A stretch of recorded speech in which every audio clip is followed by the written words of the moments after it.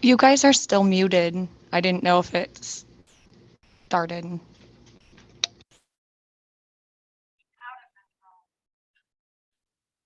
we're here today to hear from the institutions, and we're not here today to be attacked. So if you're going to come with an attack, I'm going to stop you. You won't be able to speak and probably be escorted out. So we're going to be respectful because we're all here. We're here for a purpose as well. Well, because attack the board. Why we keep blaming the board when we're here today? We're here because of the board. Okay, I'm just saying, ma'am.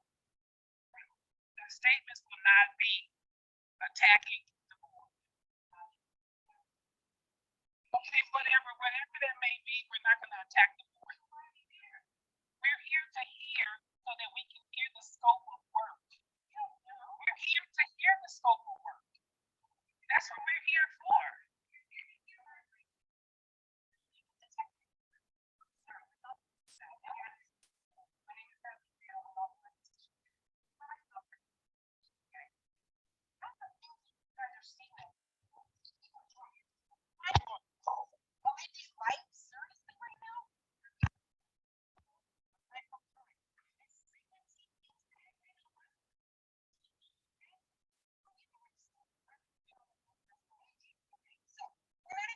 She's just practicing what started all of this. You know, I haven't don't like it. I have to basically absolutely not.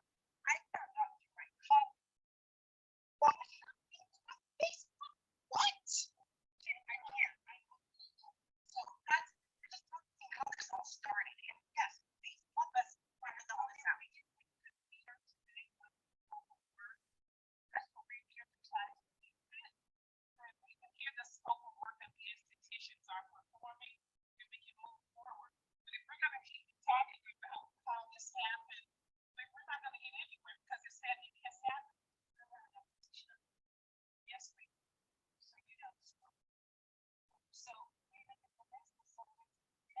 there's things right in the middle of everything.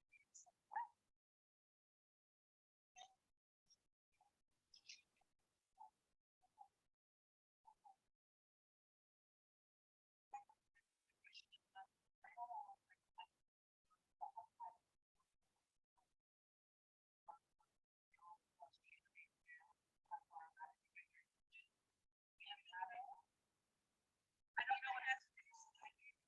I don't require what we can feel, how much time.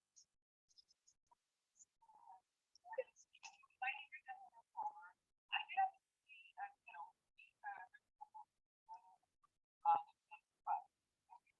like, you know, heard about stocks. I learned about before the buy and sell, like, you know, never been told about this, but, you know, I am certified. I have like so for me, it was like, oh, good, you know, I'm covered. But I just looked at this in November, having somebody say more come and not mention that they 2 months later, oh, by the way, 2 months later, never speaking. So I find that very odd that I had a skateboard inspector and never told me anything about it. I've attended board meetings in March, April, May, June, sat on there for 5 hours. Somebody can go on and on and on. So I feel like for me, it was, you know, I could just walk away from it. I was certified on my own. But I just, you know, and, you know, figure out how it's going to affect them personally. Brainstorm. This is what's mind boggling. Some of these treatments, like ultrasound cavitation, really, everybody has done this for one school or not. This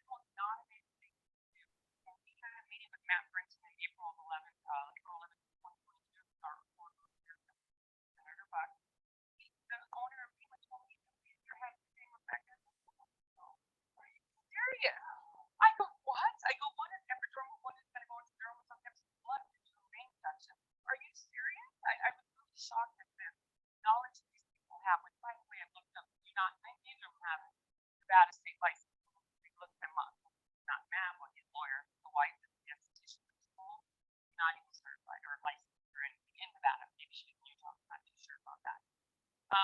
So I get like Tony touched on this.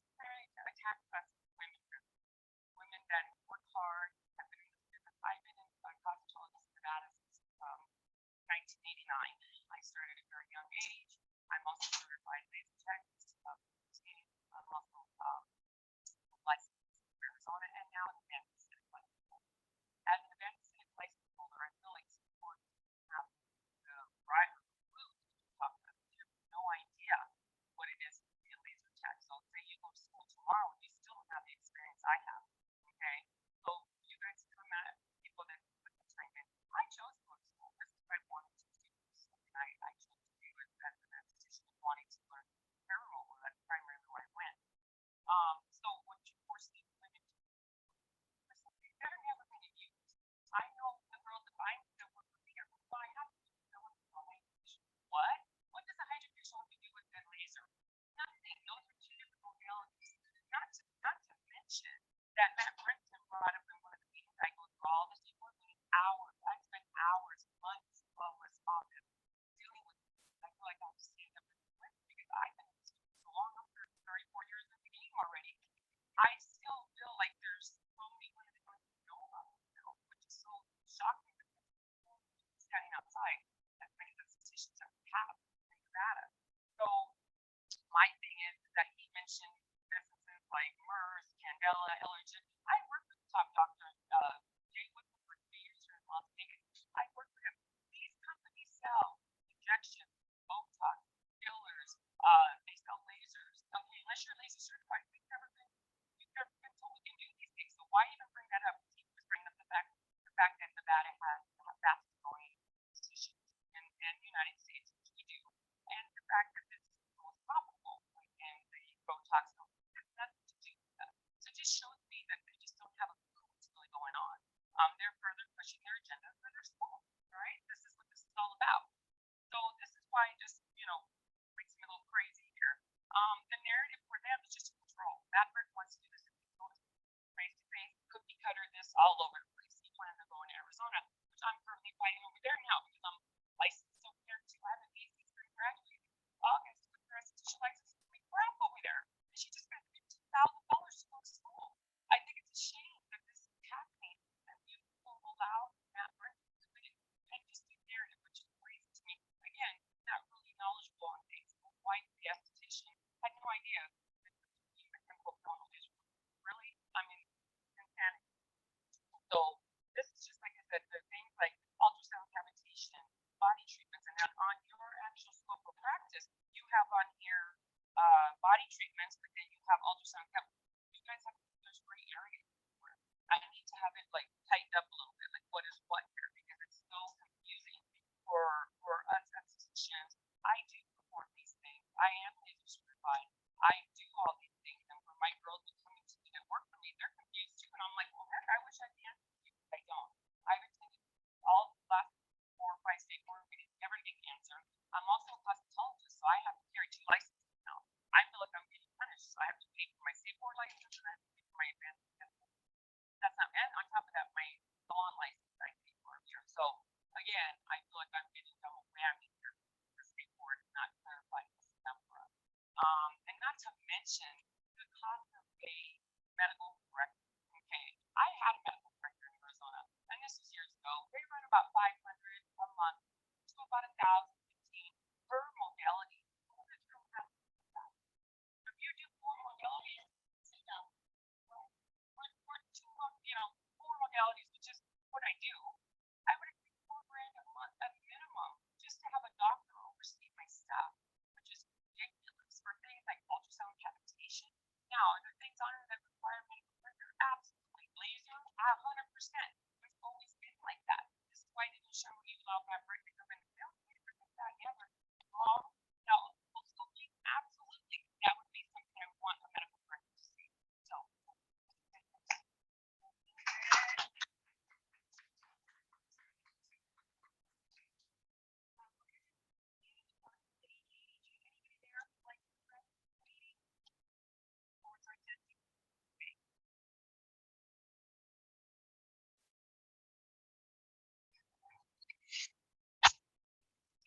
like us to keep moving through Vegas, or would you like to go first?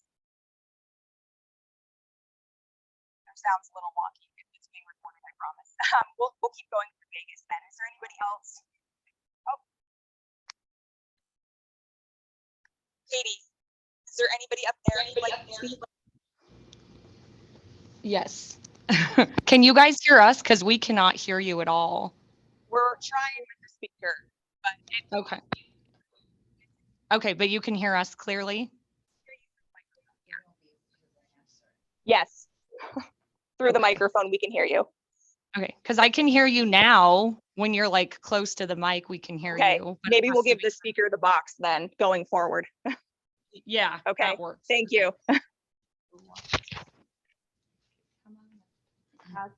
Put their phones on silent, and then as the individual is speaking, just give them their time so that they can say what they have to say, and then we'll move on to the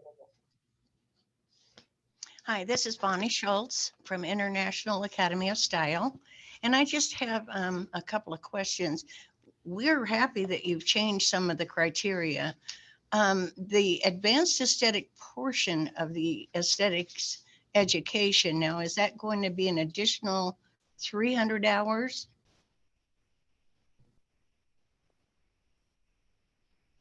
Does anybody have that answer?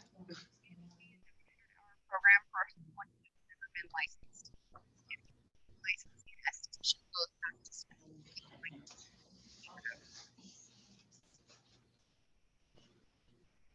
Is she speaking into the mic? I didn't hear anybody. I don't know. She's texting. Can you hear me better like this? Yes, yes. Sorry. So if you have never gone to school or completed any hours, you would start from 0 and it would be a 900-hour program. For individuals that do not choose to get grandfathered in and go back to school to complete the program, it would work like getting a letter of credit, like a transfer student. They would get a letter of credit from the board, depending on the amount of hours they have. It should be about 600 hours. Most people were licensed at 600, but since there was that period where there were 900-hour aesthetic programs, those people will get a credit of 600 to complete 300. Correct. Thank you. Another question.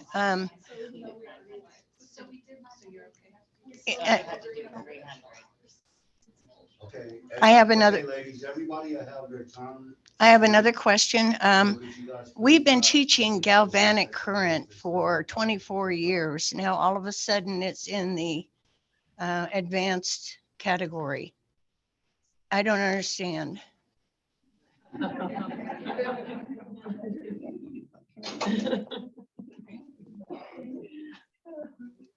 Is it possible to put that into the regular category? I see things like microneedling need to be in the advanced, but not galvanic current. We are actually, the board staff are in the process of doing an NAC and an NRS change to allow and widen the scope of the regular aesthetic license to hopefully put some of the modalities that you have been teaching or practicing into that scope. And same way with microderm. Microderm remains in the scope of an esthetician. Perfect. The way that they wrote it into the bill makes it seem exclusive to advanced estheticians, but there's nothing in the scope of an esthetician that would prohibit them from doing microderm or hydrofacials, if that helps any other questions down the line. But until this changes, we don't do galvanic. Is that correct? Correct. And when do you think that'll change? As quickly as we can, but it is a law and a regulation change. So we're sort of bound by the process of completing those regulations and the steps that go along with them. Thank you. You're welcome. You change every month. You change up and down what we can do. So we kind of confused. One month you can do it, one month you can't. You don't stick to one thing that this is it and it's written in stone. You constantly change it on us. The scope of practice for an esthetician ends at the uppermost layers of the skin, which I think all of you can agree is the vaguest term on earth, right? What layer? What layer does that mean? If it's the uppermost, right? It's not the whole epidermal layer, right? So if it ends there, then that's where you guys get bound by those other restrictions on machines, on different types of exfoliation. So when we can do enough research on a service, a modality, a device, we try to move it back to esthetician. So you're just putting things out there before you research it. That's what it sounds like. We're doing the best that we can as quickly as we can. Shows.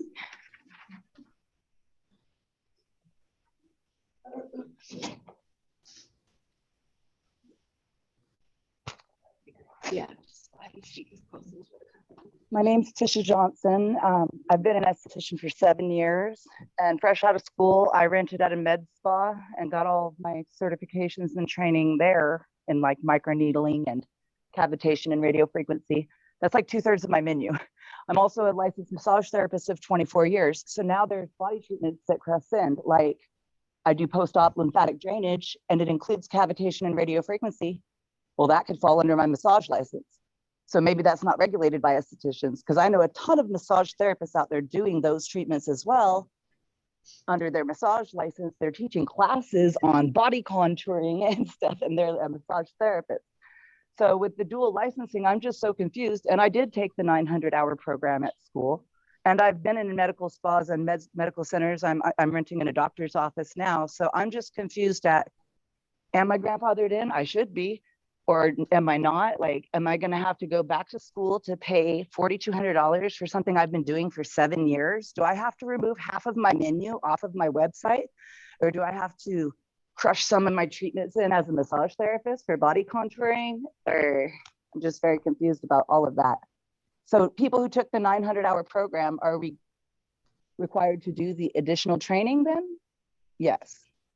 Okay. And I think it's great that, those advanced treatments should be, there should be training for that other than just the basic facials. But I don't do a lot of like European style facials. It's mainly like microneedling and microdermabrasion and stuff and radio frequency skin tightening. So literally 2/3 of my menu has to be removed. I'm just trying to keep my doors open. I'm independent and I've got to pay my rent. I have 5 licenses in 2 counties. I'm licensed in Clark County and Henderson. And I just can't go back to school for another $4,200. I mean, I can, but I really didn't want to.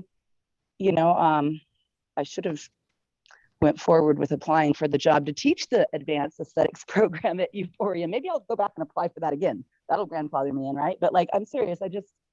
I can't see having to pay more on top of my $20,000 license when I've already been doing these treatments for 7 years. And as a massage therapist, I've been in the industry for 24 years. So I don't get it. That's all. You want to go back to them first?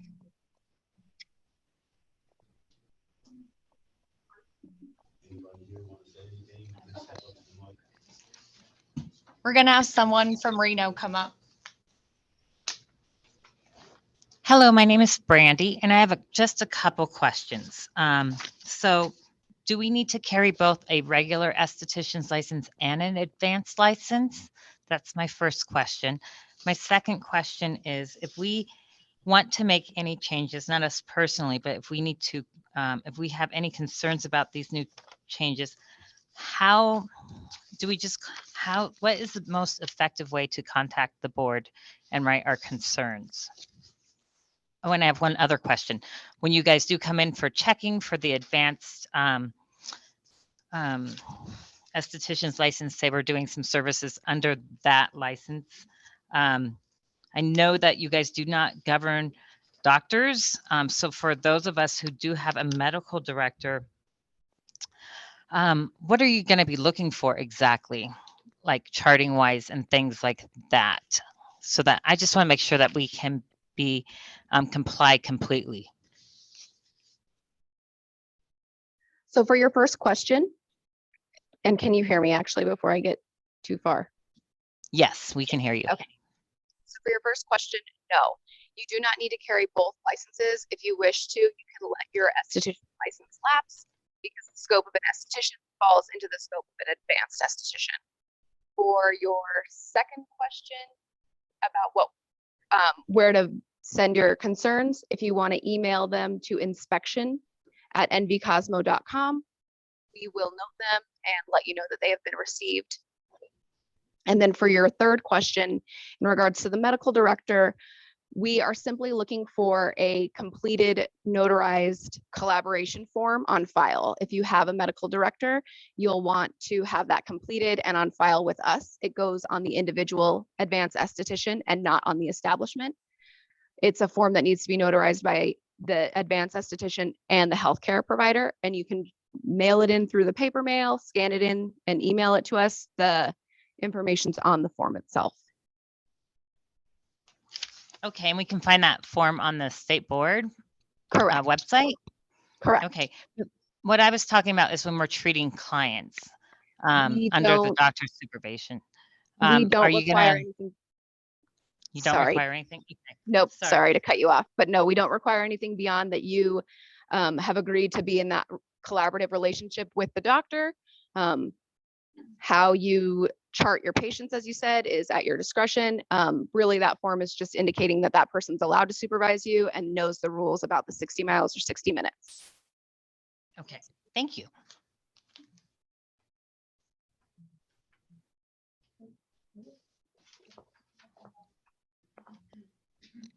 She was supposed to know.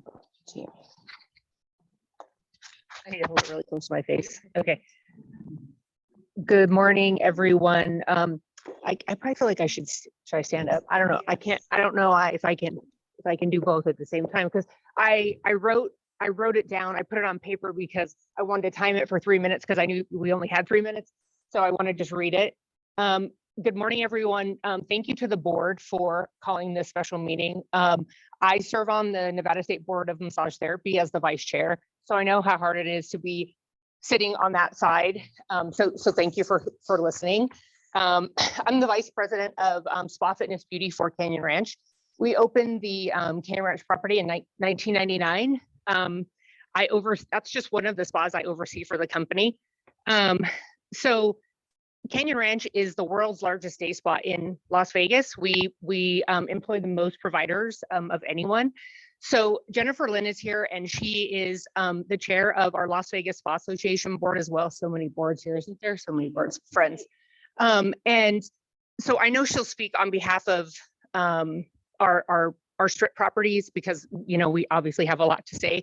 But when I am speaking, I'm a licensed esthetician too. So when I'm speaking on behalf of small businesses, large businesses, and everyone in between. And now I'm going off script because I'm not so worried about 3 minutes. But so I just want to say that Canyon Ranch was established in 1979 and is still the #1 wellness destination. Our founder started this $1 trillion business in 1979 that we call the spa business.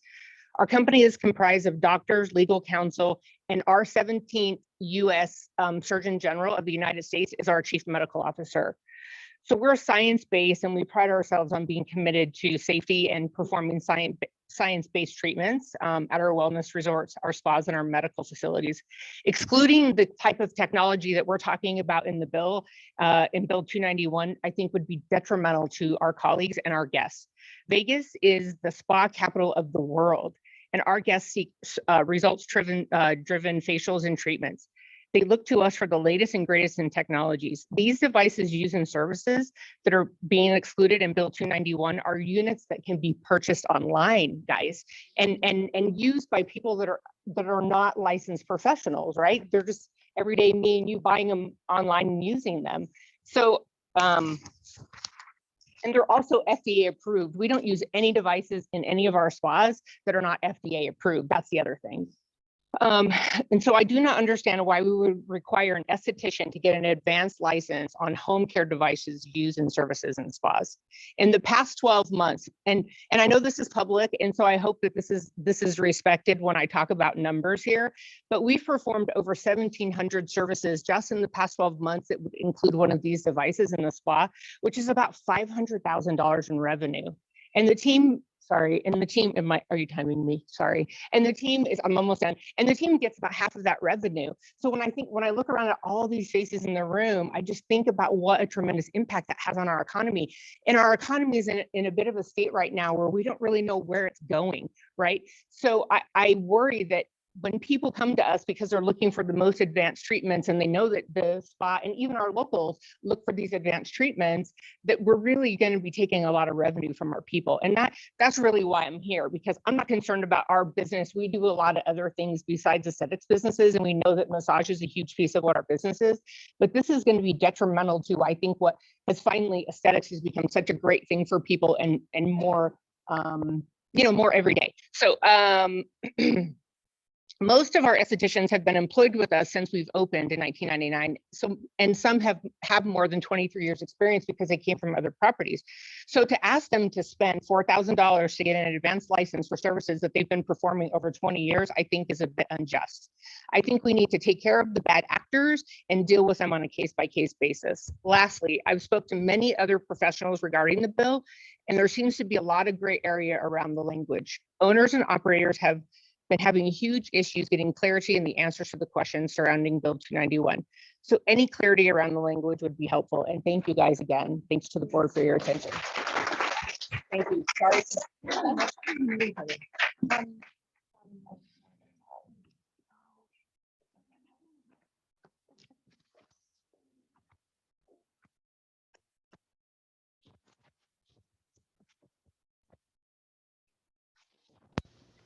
We have another in Reno. Oh, it's just me again. This is Bonnie Schultz. If we're going to provide this can we provide this education without a doctor being on board on the advanced aesthetic services, not the physician healthcare professional one? The healthcare professional,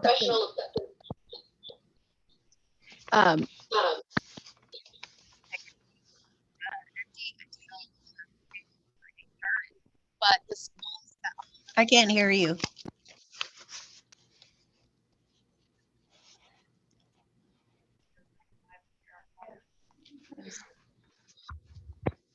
Can you hear me now? No. No. keep trying. How about now? Yes. So weird. Okay, sorry. To answer your question, the healthcare professional is an MD, a DO, a PA, or an APRN. And the schools that offer the advanced aesthetic program will need to have a collaboration form with one of those healthcare professionals. Even under the advanced aesthetics where it's not a physician required? And I'm not following. You have three columns here. One of them is aesthetic services, the other one's advanced aesthetic services, and another one requires healthcare professional. Yes. So there will be some services under the program or license type of advanced aesthetic that don't require the supervision of a healthcare professional, but the schools would need one to ensure that they taught all of the services in the scope of practice for an advanced aesthetic student. Okay, there's where we have a problem because we have checked, our insurance company will not allow us to do this if we're working on humans. Unless we have this doctor agree to provide the services, which we have to cover with malpractice. And that covers her private practice as well. And we don't want to be involved in her private practice. So we're having a hard time getting the insurance to cover these particular things. If you want to reach out to the inspection@nbcosmo.com email, we can try to provide you with more information to your questions for the school. Can the school possibly be, since you're in charge of the education for the industry, can the schools provide these services? We don't plan on doing it on humans anyway. We planned on doing it on pigskin or vinyl or mannequins to teach the students how to use them. That's what we would prefer to do if the board would allow us to do that without the physician. We're not a sterilized atmosphere anyway. There's hair and there's nail dust. we do our best to disinfect, but we are certainly not up to the sterilization standards to do humans, especially with things like microneedling.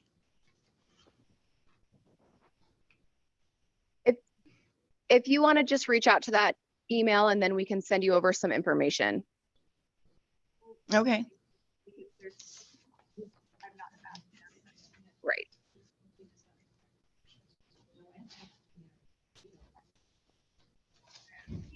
Under a physician license.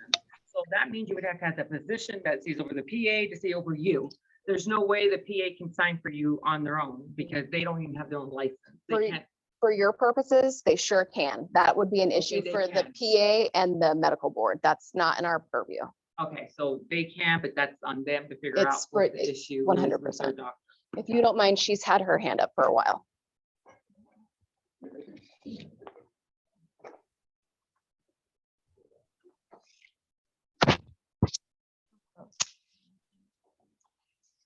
Hi, my name is Morgan Hopen. I originally became licensed in Washington State, and then I had transferred my license to move here to Las Vegas with my mother, and who's also an esthetician. And I moved here because I was told, oh, it's easy, just transfer over your license. You know, Nevada has like, and especially Las Vegas has like the fastest growing industry for aesthetics. It's the best in the business. It's like the capital for aesthetics. It's a great place to do business. And then I get here and then suddenly I get this bomb dropped on me. And I didn't learn it through an email from the board or from anybody. I learned it through a Facebook post. And it was just originally rumors and people saying, well, we don't know if this law is passed or if it even went through or if they're just voting on it or what's going on. I've been trying to find work since November, and it's been very difficult because I go to an interview and then when I ask about the services, they say, well, we're not 100% sure as to what services we can provide. We called the board told us one thing, and then we called another day and they told us something else. Everyone just seems so confused. And I went to school for aesthetics because it's something I am passionate about and it's something I want to do. And I think everyone here agrees, like it's something we all enjoy doing. Obviously, that's why we do it. And then to tell us now, oh, we now have to spend thousands upon thousands of dollars that they act like we can just pull that out of nowhere and suddenly go back to school and, you know, give up our time, our business, our everyday lives and our work and stuff just to go back to school. It seems right for something I already know how to do and have been licensed and have been doing for several years now. And it's just so confusing. No one knows what is going on at all. It's just beyond bewildering to me just because I can't really fathom how or why this law was really put into place. Everyone here's been doing this stuff already for years. I mean, some people said they've been doing it for 20 plus years since the 80s. And now suddenly they're being told like, oh, you can't do this now because you're a danger to the public. From what I've been told about this 75-hour advanced laser course, there's no testing for it. You take the course and then you get a certificate. So somebody who took a 2-week laser course who has not been tested for it now gets to just work on human skin with medical lasers. I just don't see, like without any testing, I just don't see how that is somehow safer than what I had to do of going through months of schooling and doing multiple state board tests, but they don't have to do that. And somehow they can still do all these other services. And people are now having to like shorten their services menu and they're just so confused about what they can and can't do. And I feel like we really need answers. It seems that nobody has answers. Thank you. Thank you.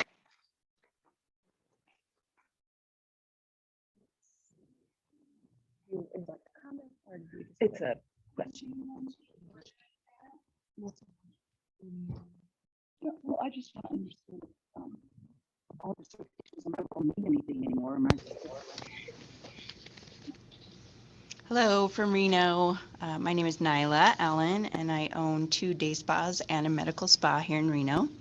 And I just want to reiterate, I think, and sort of big picture what everybody's trying to say. I don't think this bill passing had enough preparation maybe to all of our teams to prepare for this. So I think we're all in a state of confusion. A couple of the things that I want to just kind of pass on, maybe for suggestions or for clarification purposes, so we can further work on clarifying the bill now. And I actually support the bill in some areas. I do think some things needed to have those gray areas defined a little bit for us. So I'm happy to see some of those gray areas defined, but now there's more clarification that's needed. And some of those areas that I think we're kind of all thinking, these are up for suggestions to kind of switch categories or be re-added to categories is the LED. The LED category is one thing that I will kind of repeat what our Canyon Ranch friend said. These are home devices. I don't see how an LED light is under an advanced aesthetic services when they're probably not going to be teaching that in that laser course. So that's one that I am suggesting for consideration to kind of switch back to the aesthetic services category. Also, the galvanic current was mentioned before, home devices. And I am happy to see that dermaplane just recently switched back to an aesthetic services category. So I'm hoping that a couple of these other things that are reasonably could be included in the aesthetic services category could be considered. And then secondly is clarification. So we get this one or two page document that's supposed to clarify everything that we have questions about in a bill that's current right now. We are under these requirements right now with a 2-page document that doesn't tell and describe what things are. So if I could offer some more consideration here for definitions for advanced exfoliation, what does that mean?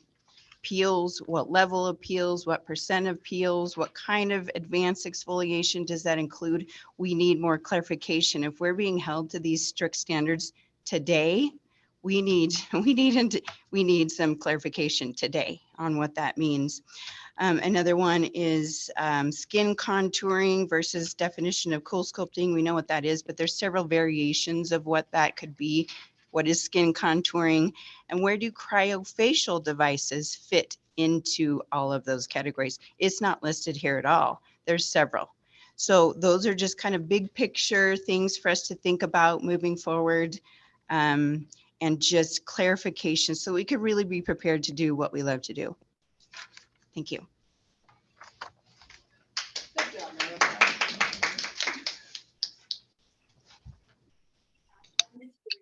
Show of hands. What's her first name? Eleanor had mentioned when she was speaking, and some other people had seconded it. Is there a general feeling of expanding the scope of basic esthetician and keeping advanced to be something as simple as laser body contouring? Does that seem to be like everybody's thoughts? Show of hands. Okay. We're working on a draft. It's literally a staff draft. You will all see it if it ever goes anywhere, but that's the feeling we're taking. So I just wanted to see if we were on the right track based on your feedback. Is this I rewrote what I thought would be best for the state board on suggestions, and I listed out every service. I believe there were almost 60 services that I put on there. Did you send it to us? Yes, I did several the times. The comments, can I upload it? If we've got it somewhere, can you resend it? I'll try to resend it. Okay, we'll take care of it so people can see it in comments.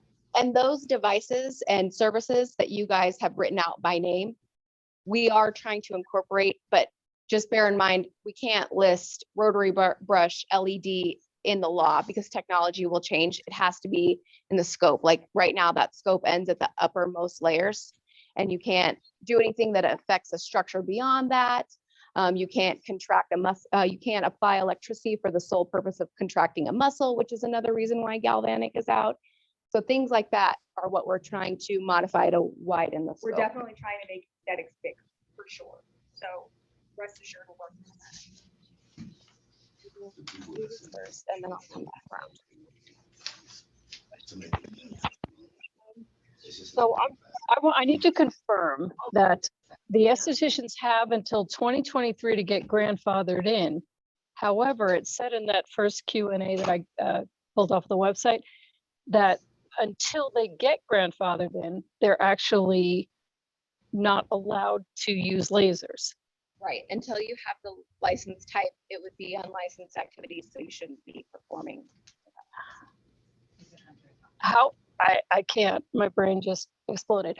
So we didn't even get a notification until May. So technically, everyone is now working out of compliance. That's kind of insane, don't you think? Yeah, for a law that passed January 1st. Like, how is that? I mean, and we're scrambling. By the way, I did. Yeah, right. I mean, how can we? I know one place actually, my son's girlfriend, Nova Skin, they actually were closed down because, and we thought, oh no, that couldn't happen. There must be something else you're missing. So basically, if you guys come in to any of our establishments, you can shut us down because we are doing treatments. What are we supposed to do? Just close our door? I mean, I don't even understand. I mean, you should have said, okay, people, you know, you have 90 days to do this and you can be in compliance. Like, is there any way to do something like that? Like, I mean, we might be, like I said, I've already done, which is part of my second question. I had all of ours notarized. However, they don't look like this because this wasn't the one that was on the website when I pulled it off. So are you still going to accept those, or we're going to have to do 10 different, you know, I'm going to have to notarize all the forms all over again? This is not correct. And this isn't the one I did. This is the one they just handed me. The one that was on the website from the beginning with the like 4-page question and answer thing. It was on the website is correct. It was a one-page no. document. There's different documents. So this one, for your application just to get the license.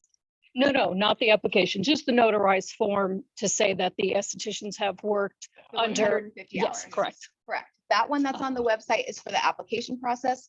That one in your hand is if you are going to actively work underneath a doctor. So you don't need that one for the application itself. So there was 3 requirements. There was an application, there was an acknowledgement, and then there was a notarized form. Correct. This is not that. There's several notarized forms that could play a role in your career as an advanced esthetician. You want the one, I think, that says the practical work experience one. Okay, I can't remember what they said. Right. I hope. When you're actively working underneath a physician or a APRN, that the acknowledgement form is what you'll sign. That's for like active. The other one is for your work experience. Okay, got it. All right. Okay. Thank you.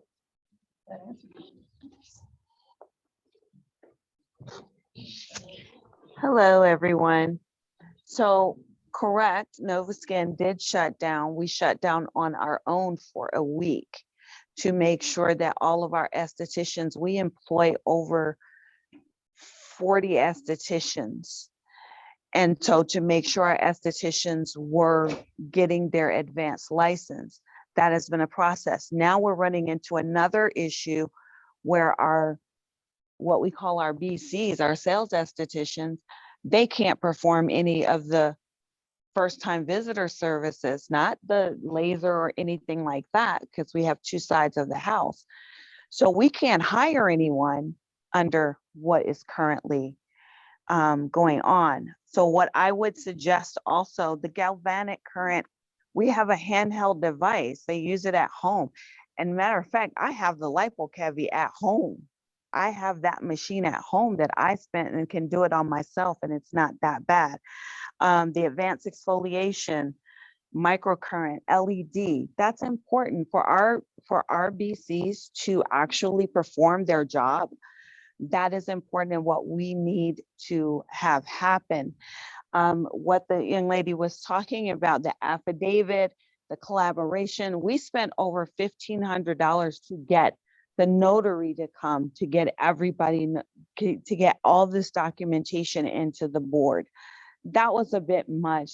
It's a lot that we had to go through during that week that we shut down, and we lost a lot of money that week because our members couldn't get their treatments because everyone didn't have their advanced aesthetics. But, and I agree with some of this, like, yeah, we do need that. We need more on certain things, but on the basics, right now, our BCs can only do handheld facials, hand facials. That makes no sense. When we can do these things at home, chemical peels and stuff, I can do a chemical peel on myself at home. Simple, haven't hurt myself yet. So something to think about going forward, because it does make it difficult on businesses to hire estheticians when we're kind of hog tying them and they're not able to do the basics that they learned in school. They went to school. Most courses are 600 to 900. They went to school and learned all of these things, the basics. So what I would suggest to the board is that you not only talk to whoever that guy was, you need to talk to quite a few people, small businesses, owners, estheticians, get them in a forum and talk about this. What is the scope? What do we need to add on here? What do we need to take away or whatever? Because when you just go off of one person is just looking out for themselves. But if you go off of a group, you know, and I feel for all these ladies, I'm not an esthetician. I know more about my skin now than I did before. Thank you, Eleanor. Thank you, Nikki.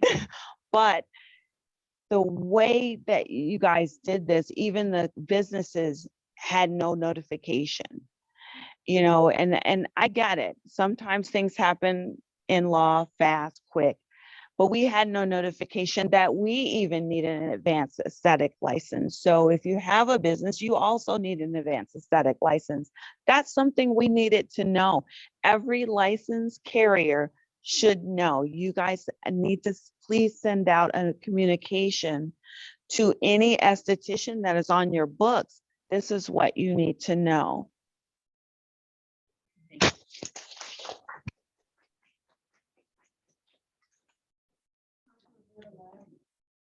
Anyone in person? Say a hand. Hello, my name is Heather Butler. My concern has to do with the education part of this. So I've done some research and it looks like the only schools that are teaching this laser course are in Southern Nevada, which means all of us here in Northern Nevada have the added cost of transportation and a hotel stay. I'm wondering if the board has any information as far as education in Northern Nevada. We do. I believe a G-Skin just opened in either Sparks or Reno, and they offered the 75-hour laser course as well as the complete 900-hour program. Okay, and they're open now? Correct. Yes. Okay. Okay, thank you. You're welcome. You were first, I think. Thank you. Few questions. One, my first question is, can the board provide us a timeline of when we think the tweaks that are being made will go into effect? Because obviously everybody's frustrated with being kind of left in the lurch. So I think it's a fair question to ask if you guys could give us at least a ballpark timeline. The tweaks that need to be made will be made via an NAC regulation change and a law change. The NAC change, I would imagine, will be faster than the law change. Because in a year. Right. With the law change is a little bit different. We are working on gathering a lobbyist. We're going to make that our priority. Okay. The NAC change is done in workshops. The workshops will be noticed, will be open to you all or anybody really, the public. You can give written comments, surveys can go out, that sort of thing. So you'll see it as it. So since it's in-house, if you will, do you think 6 months is a reasonable? I mean, I'm obviously. It has to do a lot with how quickly we can.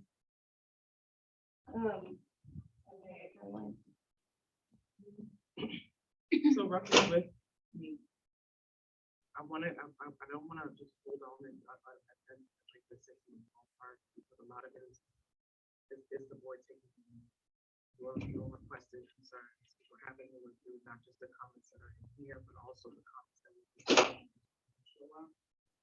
So I know you guys want to promise, want to promise time frame that it's very difficult to say, like, and not going to be some long drawn out your process, but understand we're trying to do like. We can't hear anything.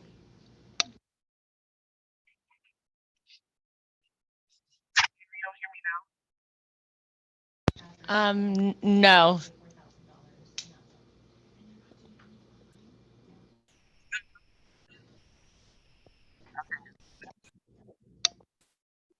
No worries.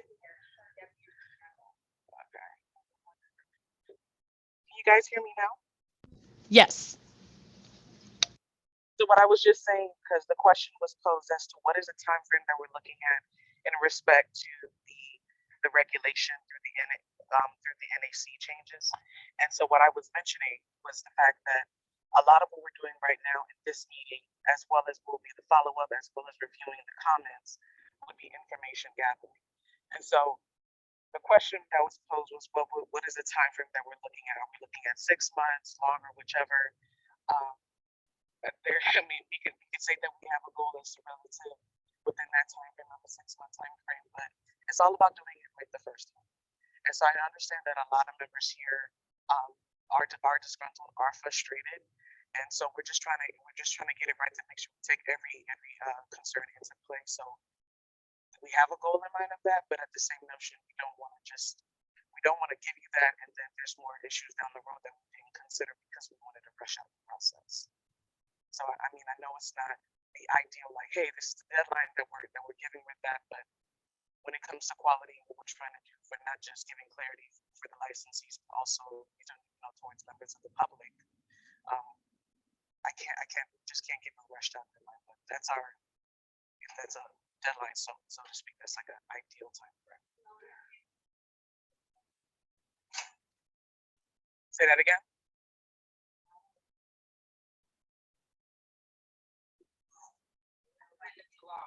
And that's the thing. It's written into law, and even with as attorneys, there are changes that take place that when I find out that they come into effect, I would like to get notified right away.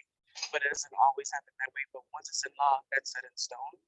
I do know that members of this board would operate in good faith if there are any concerns of compliance issues, because we know that there's a complexity that comes in.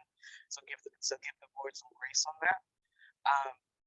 But so long as it's in law, it is in effect, and so members do have to try to find the best avenues to be in compliance as much as possible.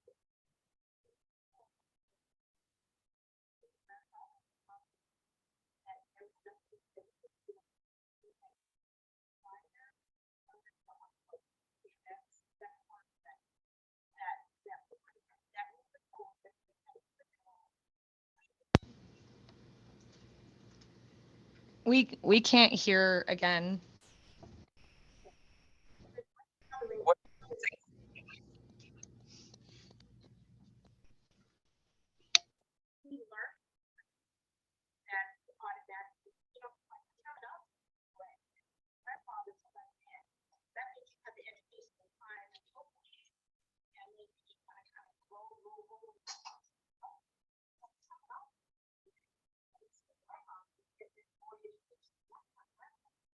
You're 100% correct. We agree with you. That is just unfortunately the way that bill was written. We can't hear the questions or answers. Salicylic can't be used for the purposes of healing of the skin. To the best of my knowledge, that's not what salicylic acid does in the hydrofacial sheet. It's in different components of the product. So that ban effectively for salicylic is just for a peel.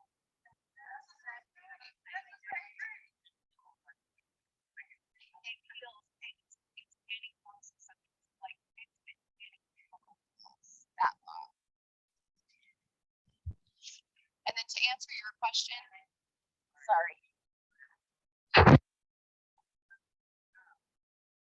Attempting Um, my two other questions are, one, if you have, as a salon owner, if you have multiple locations, we do have a PA at one of our locations.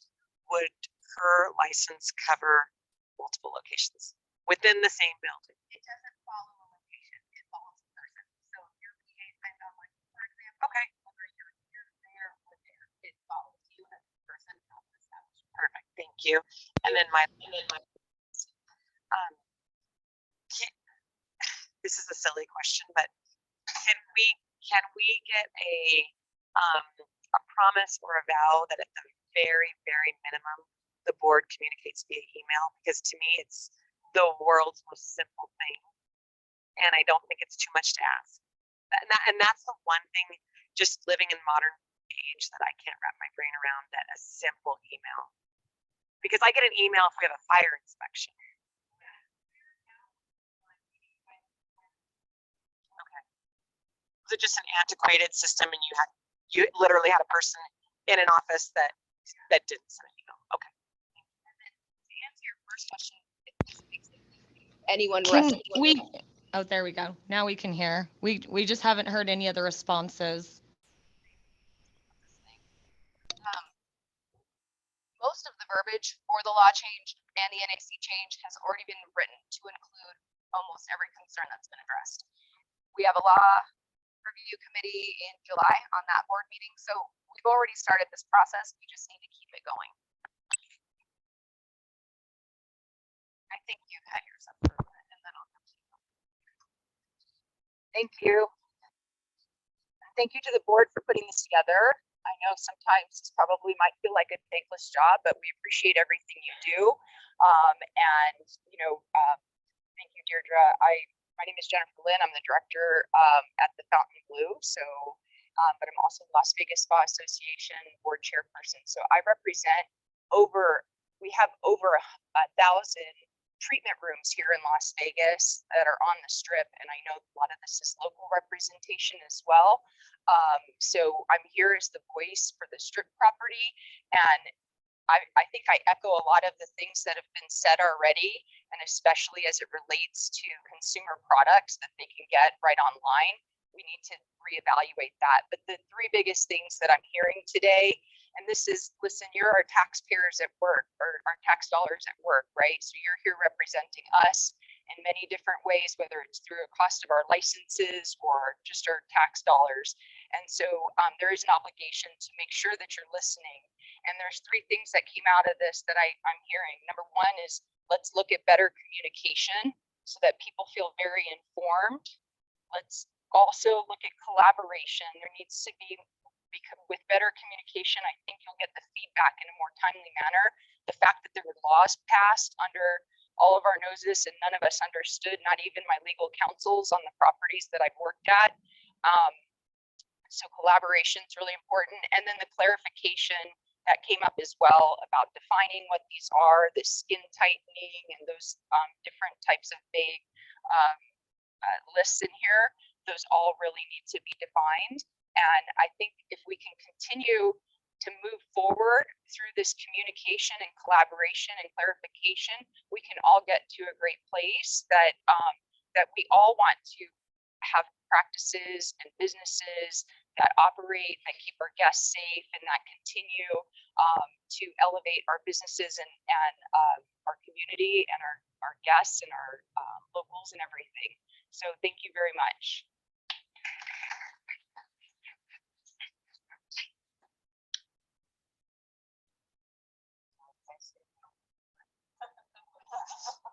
Okay, hi. Okay, it's fine. I just want to make sure they can hear me. So again, apologies, I did walk in late. So I did miss a few. What she did kind of address one of my concerns is in regards to as far as this law being put into place without us being aware. There should have been my opinion, there should have been some type of time frame or some type of notice instead of it just being dropped on us.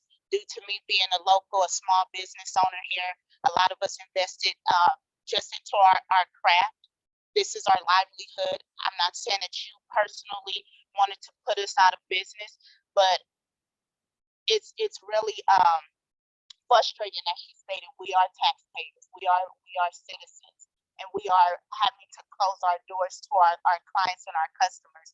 And it's unfair to us as entrepreneurs, small business owners, just those of us who have went to school and also taken other training to as far as body contouring. I am a esthetician, which I took the class in 2020, but it's still unfair to someone like me that I did go and start my business, and now I'm having to close my doors because for the past 2 months I cannot practice or make money, and I have to turn away clients. And this is how I feed my family. This is how I pay my taxes.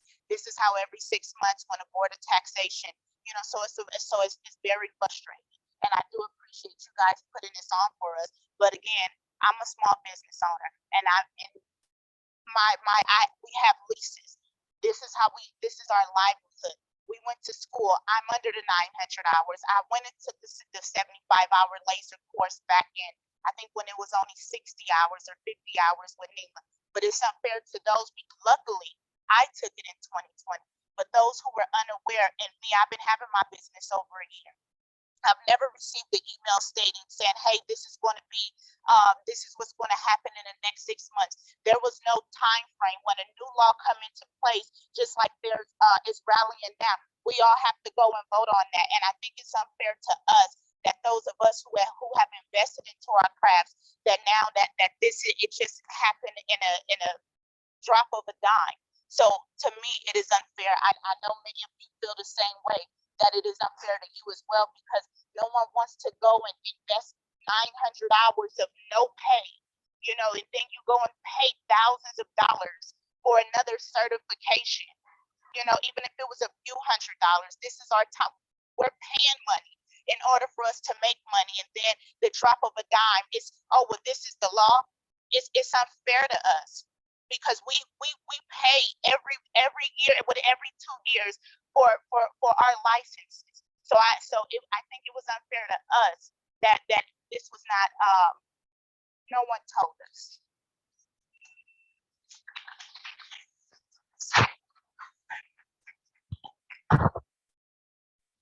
Usually can hear us.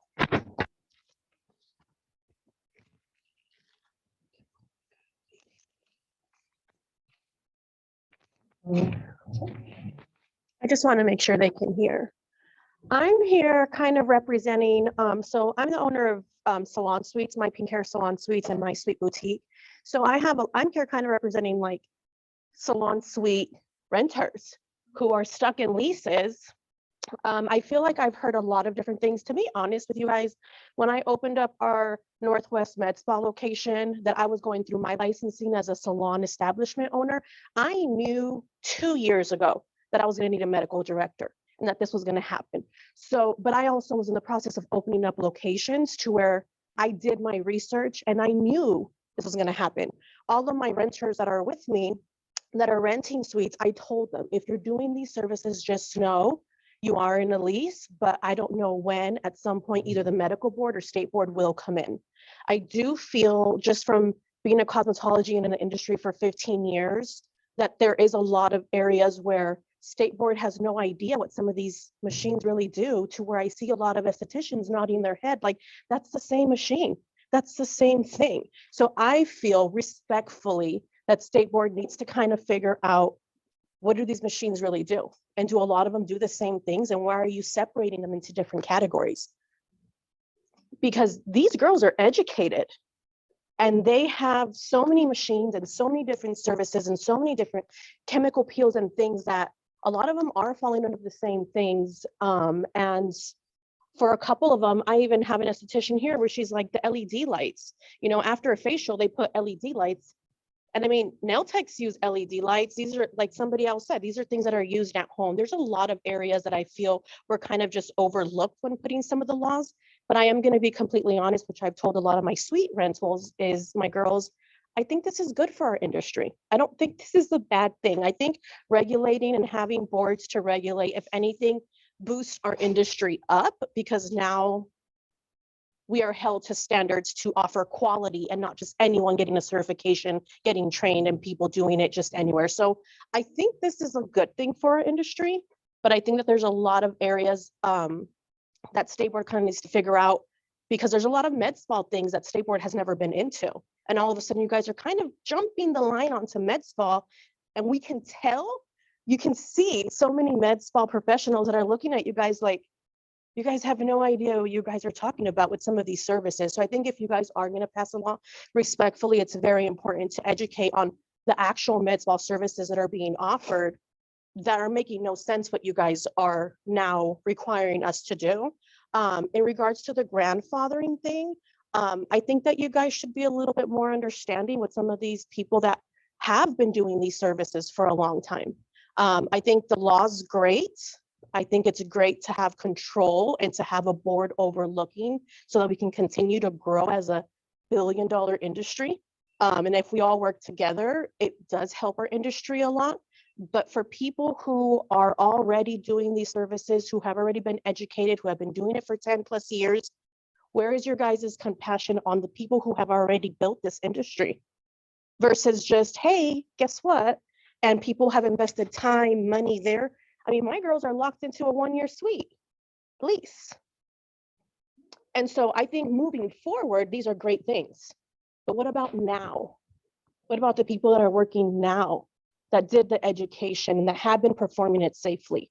Yes, put these laws into effect. For new people, as of this date, these are the new laws. From before this, talk to us. How can we help you? Keep providing professional services, working in a clean, safe environment, doing things correctly. There's a fine line between people who have been doing it for years and new laws coming in. Put all these laws into effect for new people, but the people who are already doing it, I mean, you guys, it's just called sympathy, I think.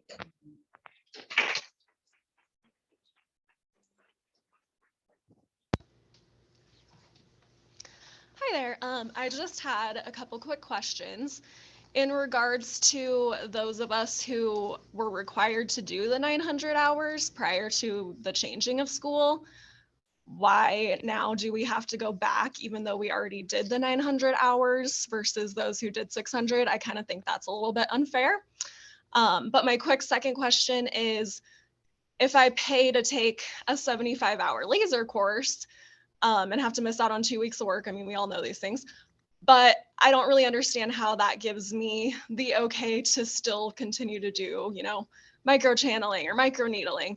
I don't really understand like the connection there, because I don't plan on doing laser, so I don't understand why I'm forced to take a laser course to continue to do, you know, chemical peels or to continue to do micro needling or services like that. So if someone could kind of clarify how that connection's made. And the same as far as like if I was an instructor for 3 years, then that would just override all of that. I don't really understand that either.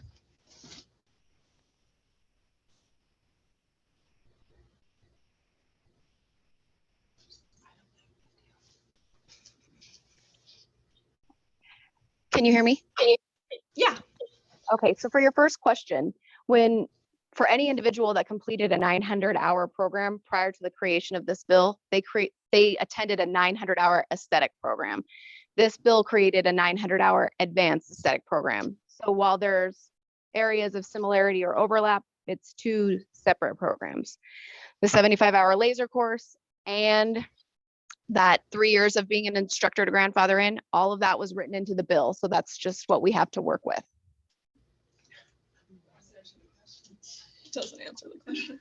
Okay, thank you. Maybe if that could be something that's like re-looked over. I mean, I feel like a lot of people agree with me. It doesn't really make sense to me. It seems like I'm just having to pay money just to get somewhere that like I'm not even going to use laser. So I don't know, maybe that could just be reassessed or looked at. But that's all. Thank you. Explain what part of it?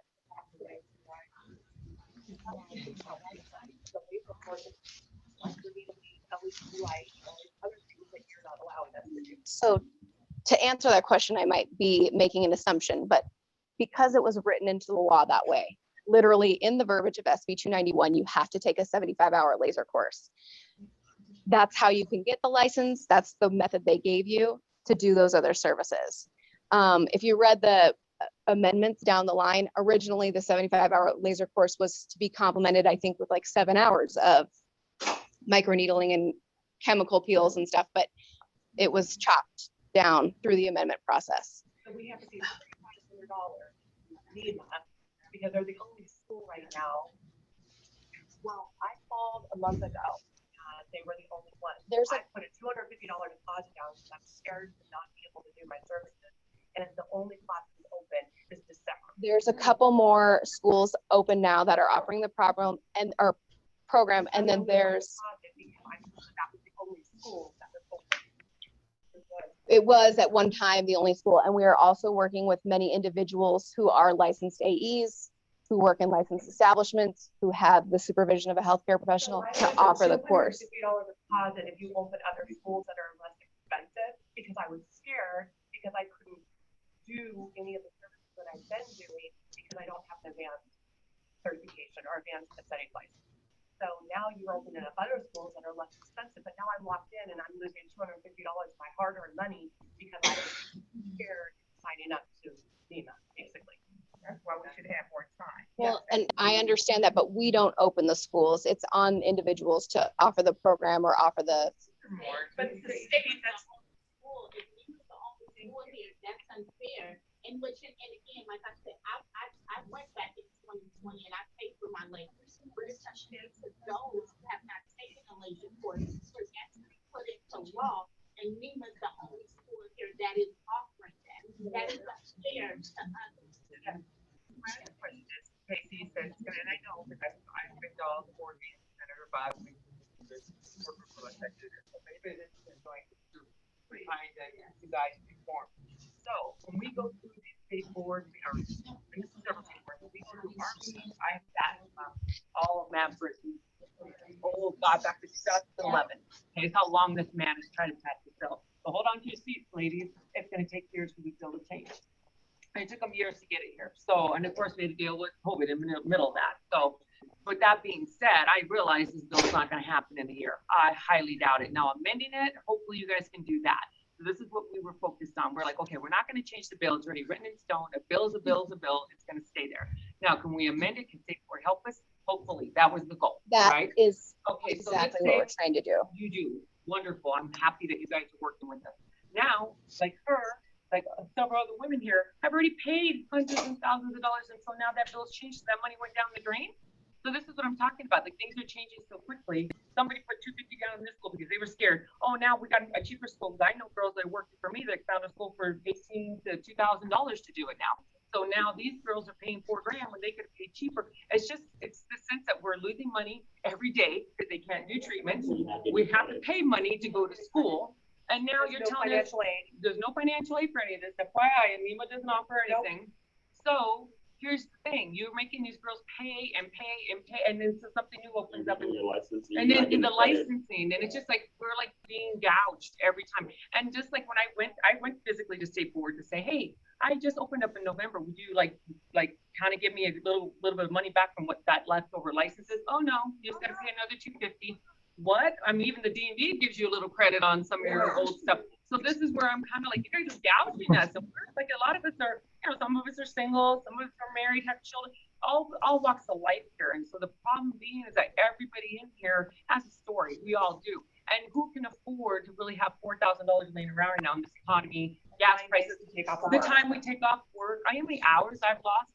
And I own a business, for God's sake. I work, these women in my core group, we're there and we do it because we want to fight for the rights. This bill was never put up right. And again, I'm already working in Arizona on this because it's going to affect my license over there too.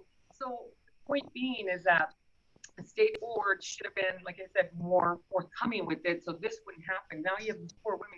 She just told me whole story. She can't even do it. She can't work right now. And you're taking away now. She's going to come with more money to go to school for something she can't even do right now. It's a shame that these women have worked so hard, maybe in this 34 years. It's ridiculous. Let's just say I didn't go to school. I'd be like them. I'd be sitting there going, oh my God, what am I going to do? So again, I feel for them. I'm here fighting for everybody again. We are fighting with Senator Buck, and we're trying to get this bill overturned or amended and work with this because we've sat with Matt Brinton and his feet are dug in, and he's going to be the god to this bill, and he's going to, how does he put it? cookie cutter everywhere. It's a cookie cutter, and he's gonna take it where he can take it. I don't know if he's just a power freak. I don't know what is it, but yeah, believe me, he's not. He's all about passing this bill where he can get it passed. And his wife had no idea what the difference between, like she said, chemical pill to a laser. She said, "Oh, you can burn somebody with a laser as a chemical pill." Absolutely, but two different layers of skin, lady. Like, where's your knowledge? So again, somebody that's been in this industry so long, I just feel like it was just such a poor thing. These poor women that have worked so hard to build their company, build their business, their individual clients are sorry we had to pay back money to packages she sold. Like, I sold body packages and I have to give it back now because I can't do your services. The client's gonna understand and be like, "Oh yeah, we understand, honey. We'll wait a year for them to get it together." No, they're gonna want their money back. The further you can't work, we have to refund money, and now we're sitting here twiddling our thumbs. A lot of it. Again, I'm lucky that I was able to get my laser certification. I just wanted to point that out. And we hear all the concerns. That's the main purpose of this meeting, so we can try to reflect that in some changes in the law. I have a question.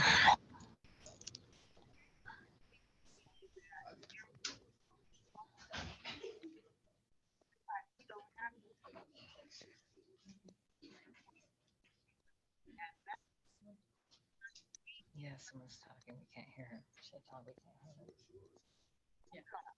We can't hear her at all.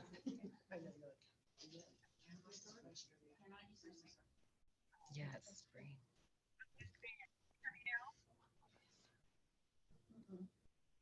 Nope, we still can't hear. No? Nope. Well, Yes, now. oh, what I was saying is, like, estheticians seem like we don't have any representation from state board. All they're doing is passing along against us, not for us. And seem like state board only represents cosmetologists and manicurists. It doesn't seem to know that we exist as estheticians. Where's our representation? Where is someone to be upfront for us? I'm trying to understand, as far as aesthetics go, we need to somewhat have a regulatory board to represent estheticians. There's no representation for us as estheticians go. We're like an island, or like estheticians on an island of our own. That's what I want to say. So in order for this to have passed, and there was no representation of what we really do as estheticians, where was state board to say, no, you can't do this because this is such and such? It's no understanding of what we do as estheticians. Why? Why we don't have representation for us as long as we've been in business? And all the people that come to us. In our business, no matter where you go in this world, all over this world, you're going to find a cosmetologist, an esthetician, a manicurist, a massage therapist. We are all over the world. So why is our representation so bad?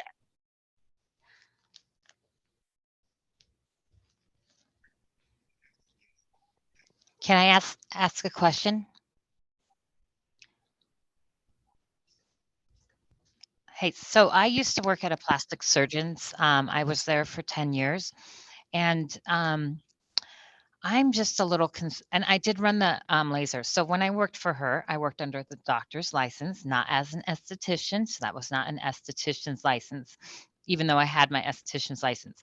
My question is, if the doctor, do I have any options besides going back to school if the doctor's not willing to sign that affidavit that I operated the laser for her? And does it, I mean, I think she's the only one to sign it, but if there was a nurse who no longer works in that office, could she sign it for me? Or does it have to be under that doctor? So that's my first question. And my second question is, as an advance, if you own a spa, say you don't have any employees, but you share your space with people, do I have to get a medical spa license, or can I just still be established as a spa? For your first question, it doesn't have to be an MD that signs the practical experience. It can be an MD, DO, PA, or APRN. So if the woman you worked, or if the nurse you worked with previously was an APRN, then yes, they can sign. Your second question, the establishment that you work in would have to be licensed as an establishment with us and per service. So if you will be offering advanced aesthetics, it would have to be licensed as that service.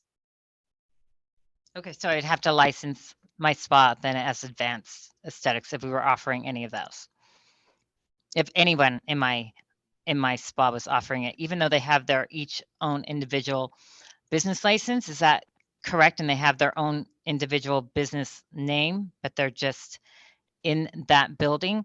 And the other thing is then if you are an advanced esthetician, you have to make sure you work in a med spa. Like you couldn't rent a salon suite. You can rent a salon suite. All of our licensees need to work in our establishment. So if you're working in a facility, it needs to be licensed by us. And for the service that you're performing, because the salon license will say hair, skin, nails, braiding. But with that being said, as long as the establishment is appropriately licensed, an advanced esthetician can rent out a suite. Okay, thank you. You and then her. So I'm an esthetician and I did my training in the UK over 30 years ago.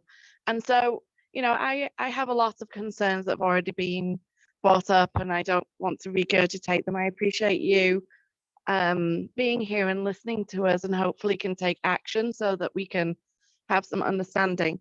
But as we sit in our roles and we have estheticians practicing, what are the consequences if there are estheticians that are still performing LED and our handheld devices? What is going to happen to them if they don't have this $7,000 to go take the course or can't get in to take the course or don't have the time off to go take the course because you can't close a whole spa of estheticians down to send them on a course because we'd lose revenue. So what is the consequences? The consequences would be the same citations that could potentially be issued to anyone working outside the scope of their license. There's two types of violations you can get under the Board of Cosmetology. One is a compliance review and one is an actual citation that issues a dollar amount. A compliance review is sort of a warning, meaning our inspectors come out, they see you doing something out of the scope of practice or something unsanitary, whatever the case may be. They have the discretion to write you a ticket, basically with a violation associated, or a warning in which they'll come back and follow up to make sure that the issue has been corrected.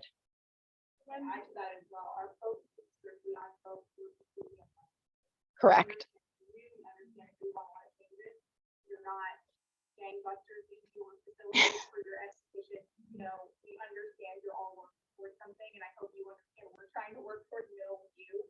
The folks that were prioritizing are folks that have nothing. Because remember, before these services became advanced aesthetic services, they were being done by Joe Schmo, J.O. They're our focus right now. They have no oversight. They have no licensing. That's where we're looking. If we run into any of you folks out in the field, it's usually a conversation. Hey, you know, this is passed. How can we work with you? And I don't believe we've issued anything. We've issued compliance, so you're aware of it, but there's been no monetary fine to anyone licensed so far. Sure. Remind me of your name. Tony Robinson. Tony Robinson. The other thing is, okay, so for those of us that had the 900 hours, obviously, you know, many of these things we already learned in school. So microcurrent, galvanic, peels, salicylic, we're already doing those things, okay? Why wasn't it also considered, you know, I guess my biggest beef is why it was Nima considered the superior person. Because my thing is, I can speak for my instructors, been around a long time, and they taught us very well. And you kind of lump us in with people that just really don't care when that's not true. If we didn't care, we wouldn't have gone to school. We could be doing illegal stuff out of our house, like still a lot of lash people are, body people are, gym people are. I paid a lot of money. When I took body contouring from a registered nurse who worked for 17 years at the VA, who took care of amputees. So she knows everything about tissue. It wasn't some day course either. We had to be in there for a week. We had to have models daily. We had to do a test in order to get certified.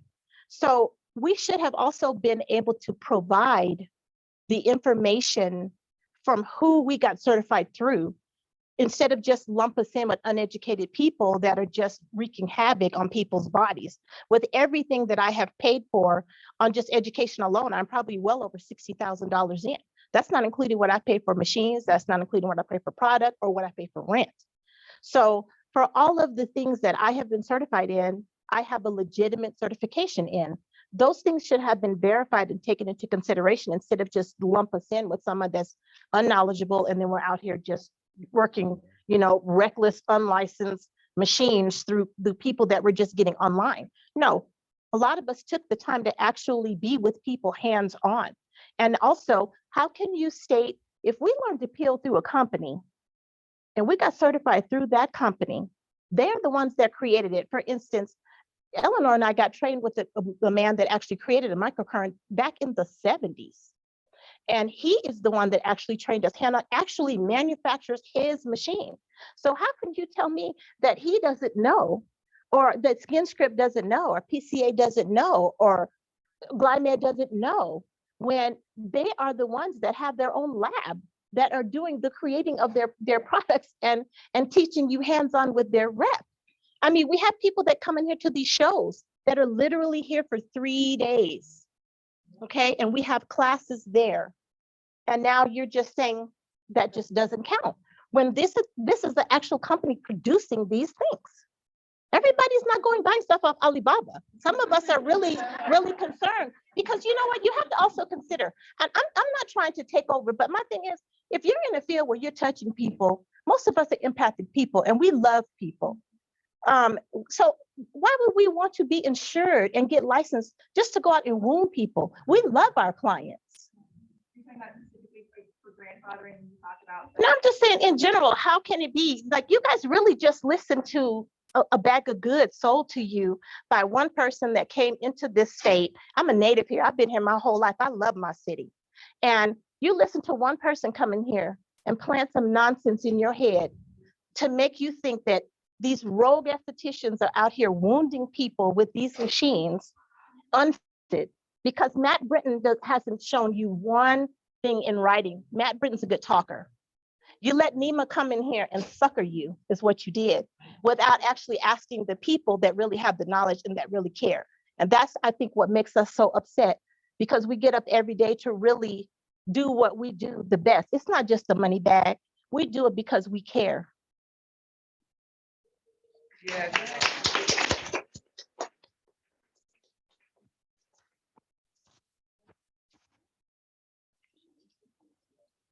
It's I want to acknowledge them first. Perfect.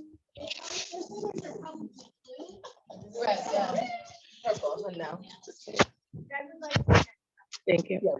Is it like this? This is how you talk to it. Can you guys hear me? Hello. Okay. I don't know. I've never used this before. Welcome to the 21st century. My name is Sierra. I've been in the beauty industry since 2012. I got in by way of makeup. I've been trained by Christian Dior. I was a beauty advisor at Christian Dior. I got my aesthetics license in Idaho. I moved here, transferred it, paid a $350 fee, and I'm a nursing student right now, which I am $40,000 in debt with as of right now, and I haven't started my program. And while everyone was in the pandemic and you guys shut us down and made it illegal for us to work, there is a bill being passed forcing us to go back to school, and there's no financing. The school that I have had the privilege to sit down with Matt Brinton, and he said that they go into other states and they impose legislation verbatim that this is what they do, and that their education is so robust that the other day I sat with a master esthetician who didn't know what an enzyme was or a basic facial protocol for a 25-minute facial. Why are we calling people master estheticians if they don't know what an enzyme is? And they almost put a ginger enzyme on a first-time client from SkinScripts. If you work with SkinScripts, you know that's a big no, you would never do that, right? So what we're giving, there's girls who just got this advanced aesthetic license, who just got out of school, who have no experience, saying I'm an advanced esthetician. That doesn't even make sense. So All I'm trying to say is that this whole bill, if you watch the videos from last year, it was built on speculation of Matt talking about that there's all these people getting injured and insurance claims. And there's no stats behind that, because if you got an injury and you had to go to the doctor, where do they report it to? The medical board. They don't call the cosmetology board and say, hey, this happened. So this whole medical mess, as someone who's going to be a RN, is a mess. These girls will forever be locked into being estheticians if they have not continued their education now, because it's getting more expensive to go to school. It's now $21,000 basically to become a basic esthetician, an advanced esthetician in Nevada if you're going to school. And on top of that, if you want to rent, it's $800 a month. That's $9,600. That's $30,000, and you haven't even bought one item. So I'm also a realtor, and I help girls get into spaces. I see what they need for zoning. I see what they need for codes. They have to add plumbing, thousands of dollars of work, thousands just to open. You're looking about $30,000, $40,000 minimum just to open your space and get everything set up and to make it nice. And now you guys want to make us go back to school on things that the people who voted on don't even know what it is. They have no idea. They really, they've never even been in the clinic. They never once went in the clinic when all this was going down and said, hey, let me see how a laser works. So there's a really large disconnect that needs to be assessed before you come assessing us and what we're doing in the room. Because there's no boards, there's no board of, oh, this is what we do for complaints. This is what we do for body contouring. Like, do they even know what to look for burns? Or how do you even regulate that? There's no regulatory boards, but everyone wants to regulate us and force us to go back to school. And now we got to deal with doctors who are not in aesthetics. These people, I've seen people say veterinarians are getting approved for them. Like, that doesn't make any sense at all. There's only 2,000 APRNs in the state of Nevada. Nevada has the most estheticians per capita in the entire United States. That's not enough people. And then you have to have a doctor willing to license you. These girls are going to pay out over a 40-year time period. If they run their business, $700 a month is $580,000 for the lifetime of their business. That's $500,000 on one expense. That is not, you guys are going to push estheticians into being forced into med spas that are paying them $13, $14 an hour with this advanced aesthetics license. And guess what? Nurses are going to be affected too, because they're going to hire phlebotomists to draw blood for some of these treatments. And then guess what? Estheticians are going to cut, phlebotomist wages are going to get cut. And then the doctor's just profiting off all these women. They pay us $17 an hour and charge $3,000 packages for people.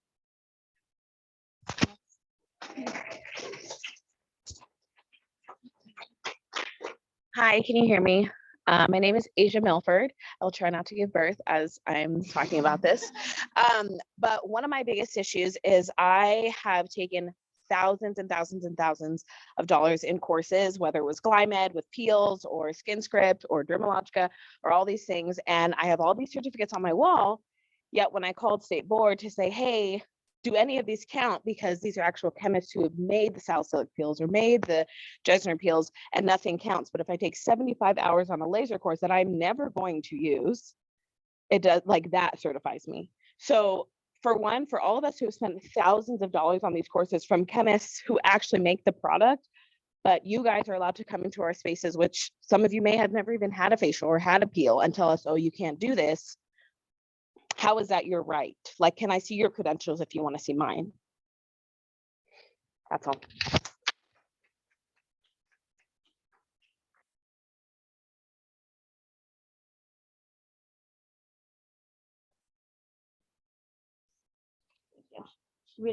We don't have anyone from Reno. Yeah, hi, I'm Jackie at Dermaplane Pro. Just want to make the mood a little bit lighter and say thank you, everybody in State Board, because dermaplaning is now in the scope of estheticians, so we appreciate what you guys are doing. I do feel for a lot of these individuals, though, that are going through all these hoops at last minute. Just kind of what we've observed is it seems like you guys are making requirements and didn't give us ample time to prepare accordingly. So maybe some suggestions might be, as far as knowing about this meeting, I found out through Instagram.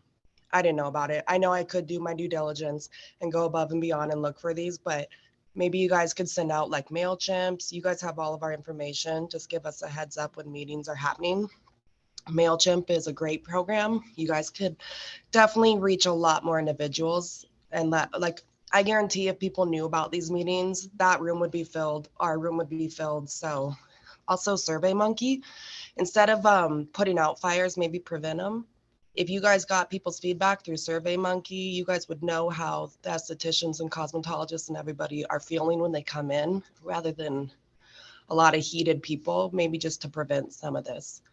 And then also, my concern is, sorry, I don't know why I'm so nervous, is if you guys have these expectations and you don't allow us to plan accordingly, you guys are going to have people doing it behind your backs. And that's when like they don't have an opportunity to get the advanced education. They can't plan accordingly. They're going to sneak it. People have been doing it. We already know people are doing it. So when you guys put unrealistic expectations on estheticians and cosmetologists, you guys are almost encouraging that in a sense. And I don't think it's intentional, but estheticians, cosmetologists, we all have to make money one way or another. So it kind of puts us in a corner. So we're going to continue to perform services. And if you guys are telling us you're not giving fees, that you guys are just giving warnings, I could see why estheticians and cosmetologists would be like, well, then I'm not going to go pay $4,500. I'm a single mom. I don't have $4,500. So I think it just needs to be taken into consideration, like what you guys are asking as estheticians, all of us to do.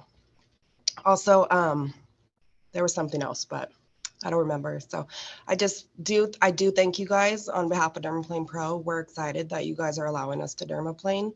But I just feel like I can completely sympathize for everybody in these meetings right now, because it was just kind of, I don't know, poor planning. And I hate to say that, but I don't think it's intentional, but all of these women and men are upset. And I just think like, oh, what I was gonna say was, you guys are putting restrictions on services, but have any of you guys received these services? Like, do you guys understand what you are saying no that they can't do is a question that I have. Like, have you guys who have voted on this and passed these laws actually received any of these treatments to know what they entail? That is a question, sorry. Anybody?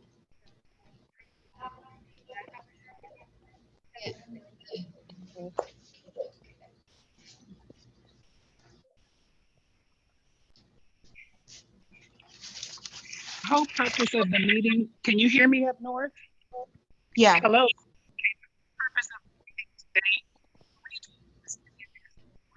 We can't hear you.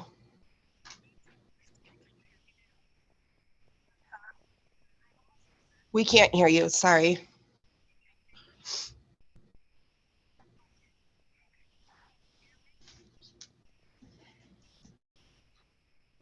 Still can't hear you guys. I'm gonna try to turn it up. Oh, okay, now we can.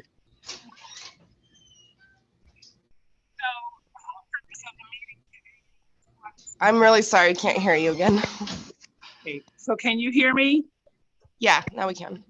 The whole purpose of the meeting today, and we do understand as a board and the board staff, the frustration. But the purpose of the meeting today, I'm still trying to make sure that I understand the services that the estheticians want us to take out of the advanced license to put into the scope, because I'm still hearing a lot of the frustration, and we're trying to like write down what are the services that you as estheticians do that's in the scope of the advanced license that you want us to be able to expand the scope of. Yeah. Well, I mean, I agree. Maybe that's why like something like SurveyMonkey would come in handy, because then you guys could ask all these questions and we can give you feedback rather than kind of hot seat and people are like high tension right now. So I'm just saying that maybe like MailChimp and SurveyMonkey, things like those are opportunities for you guys to get that feedback rather than having people come in upset. It might be like being more proactive is all I'm saying. Right, and I totally agree. I'm agreeing with a lot that's being said today.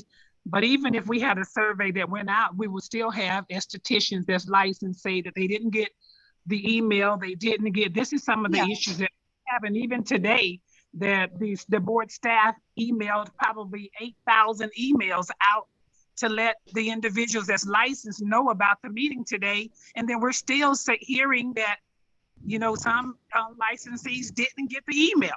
So we Yeah, just kind because I'm definitely one of those licensees that didn't get it, and I know I'm licensed. So I'm just trying to offer some suggestions that might be helpful to like maybe let more people come in and know that these meetings are happening. You also can do SMS, like text messages. We do that as well. So those are just some suggestions. I do appreciate you guys, and I feel for everybody in this situation on both sides, but that was just some thoughts maybe you guys I had. So okay, well, was it? thank you. But that's what we're here for today. You know, you guys, we're here to listen. We tried before, it didn't happen. We're here where we are now today, and we're just trying to work through it and get it fixed as soon as we possibly can.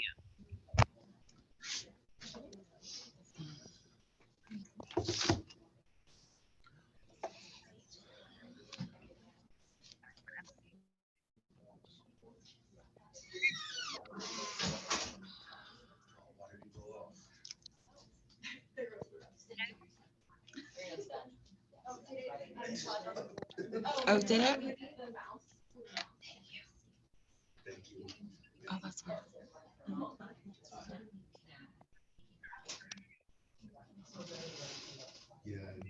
Okay. All right. Can you hear me now? Uh-oh, can they? They can hear you though. Okay, good. Okay. Can you hear me though? I can hear you now. Thank you. Okay. Thanks for your confirmation.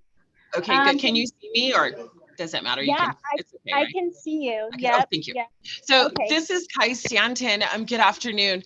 I've been listening directly in the back, and I'm really very happy that everyone is turned out to come and speak. I think a lot what has been said multiple times, not just from a few of the board members, but also the public. And I do just want to clarify just a few things. SB 291 was actually submitted, not necessarily by the board at all.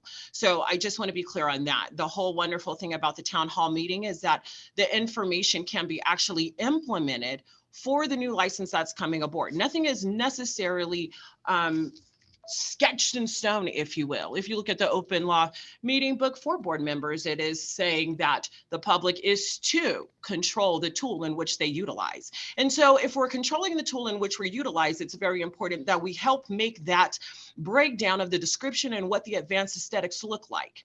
And if we're adding a description into that, then we need to really take a closer sobering look at some of the things that are merged together in the list. One of the things also that I have a concern with is the license itself is a major concern because it's a direct against the law when you're talking about advanced. We have an advanced, no, et cetera, in one of the laws. So that needs to be changed in either the sub law committee as well, so that there is no conflict in holding that advanced aesthetic license. Okay, that's one.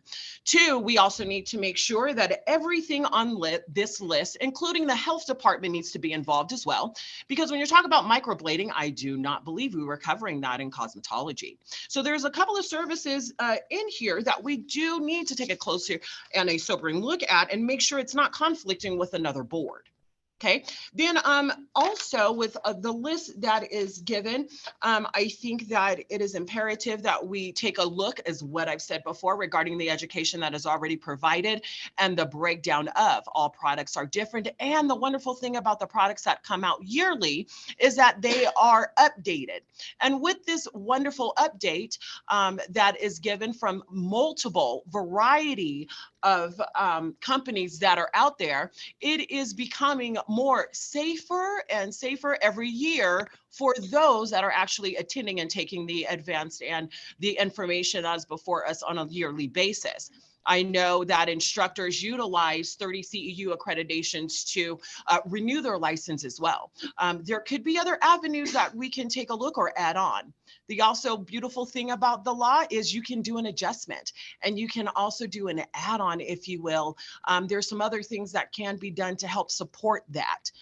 When bills are put before us, it is never that to hurt the community. It is also to build the community. But if something that is in place that is impacting the community in a detrimental way, I do believe that we will have the proper support to be able to make sure everyone is able to work accordingly and no one is put out of work. That is not the focus of anyone, not any board or anyone in legislation that I am aware of. So as a board, that I am humbly asking that we all take a different look at that and also do some adjustments accordingly so that everyone can be notified, as I would like to strongly see moving forward, and making sure that all SCs are done. Thank you. I appreciate your time.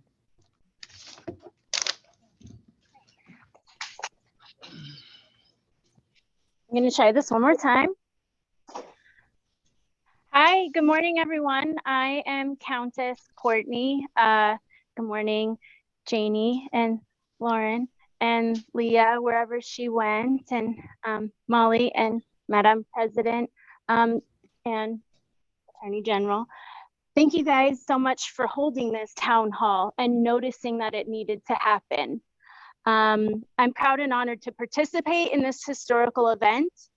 I have been an instructor for medical aesthetics for 8 years, and I'm also a Nevada state licensed advanced esthetician. In my 20 years of experience, I've specialized in aesthetic medicine. I've participated in the evolution of the sector of cosmetology we commonly refer to as the med spa. I've witnessed new technology and treatments being developed in addition to old technologies being re-engineered and supercharged to provide faster, more aggressive results. Today, I stand before you and offer you insight and inform you that what we want is to really make this better and really pull together, and everyone should be happy. I'm here to tell you that I would like to acquire a role within the Nevada State Board Cosmetology organization. Before we get started, I just also wanted to give you guys a couple fun facts to break the ice, because I'm a little bit nervous if you couldn't tell. Did you know the skin is the largest organ in the body? Yes. Did you know that it is in charge of indicating vital signs to the brain that allows us to adapt and continue our existence? It tells the body to send out sweat if we're hot, so it cools us down. And it also tells the body to constrict millions and millions of erector pili muscles to give us goosebumps so we can retain heat when it is cold. Most importantly, it is protecting the rest of our body from the immense amount of harmful bacteria and germs circulating in our environment. Today, we're here to discuss the future of the licensing requirements for advanced estheticians and to collect insight on how to determine the regulation and of practicing medical aesthetics on our consumers safely and effectively. I'm here to disclose, it's no secret, every esthetician is a transformation junkie. We seek constant change, and we educate our consumers about the benefits of being active. And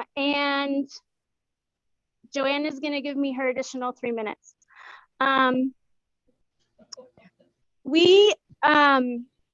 Whatever mechanism we decide to use, ultimately, the deeper we go into the dermis to remove the layers of skin, the finer the line becomes between creating cell renewal and causing irreconcilable damage or disfigurement to the client.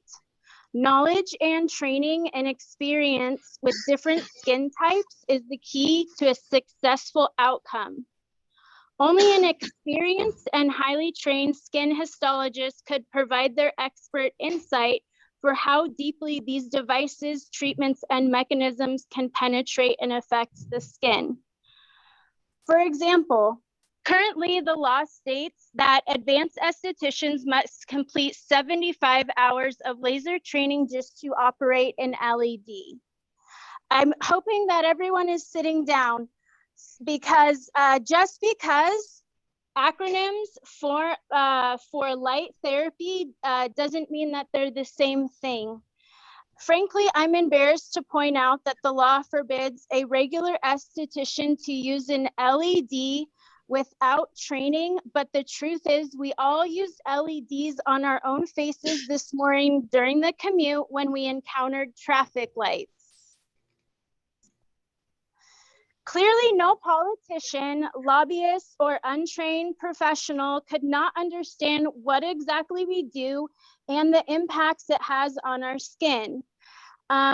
And this is why we're here at this town hall today. All of these people are trying to make decisions uninformed because of some way that they feel about some verbiage. They have no idea what it means on paper. With proper informed leadership, I'm truly optimistic that we can put Nevada on the map as one of the most innovative states to obtain a beauty license from, instead of the state that has the reputation of being a train wreck. Furthermore, our town is in the mecca of the worldwide entertainment industry, and it's no secret that our industry and their industry rely heavily on each other both. We have numerous stages in every corner of Las Vegas, and it's up to the estheticians to make sure those entertainers are looking their best.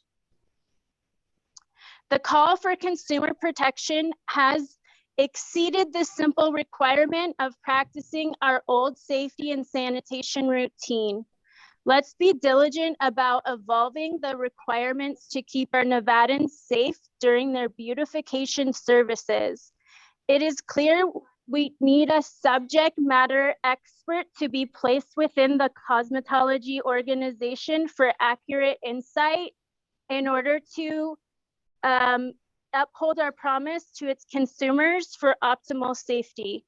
Please consider this my official verbal application for the Assistant Deputy Director Board position so I can help Leah presumably assume her new role as Executive Director.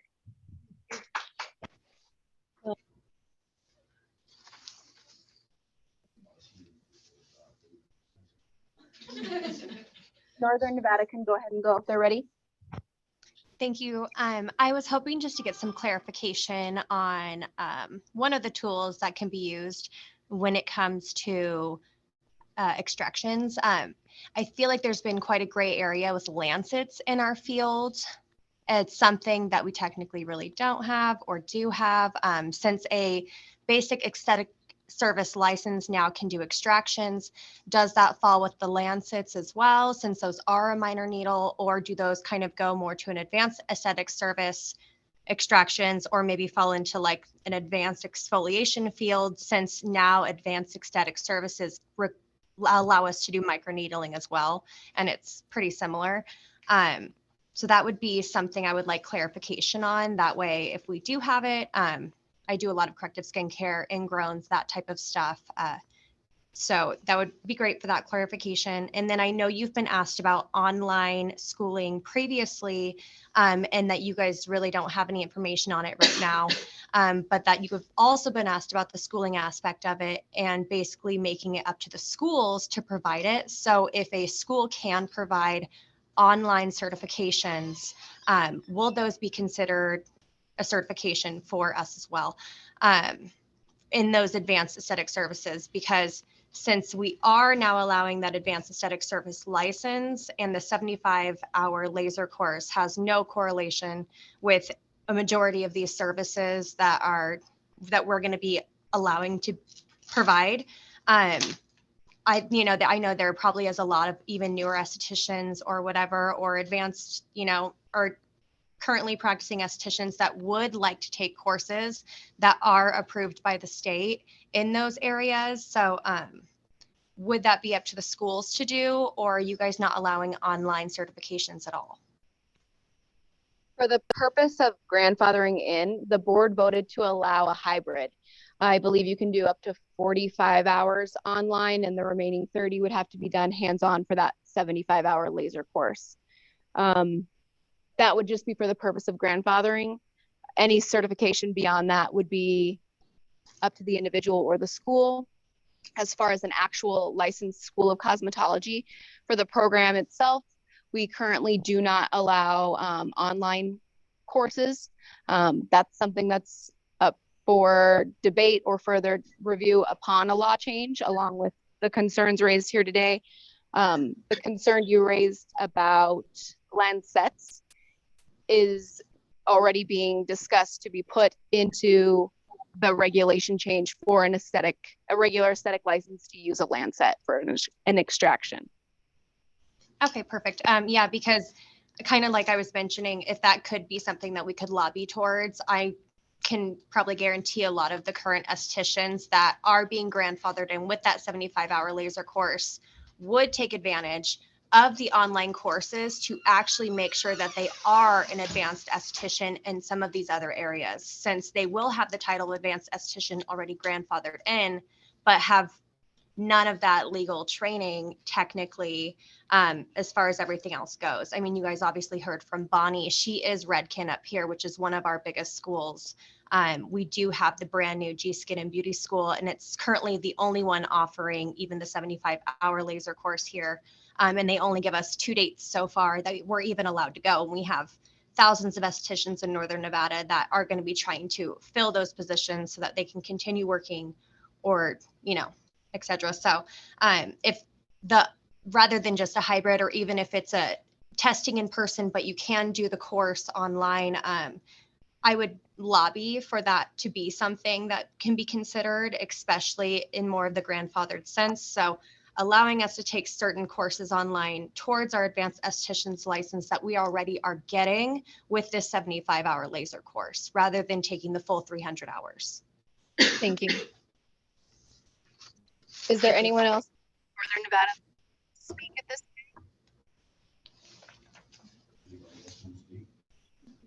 time? No. Thanks.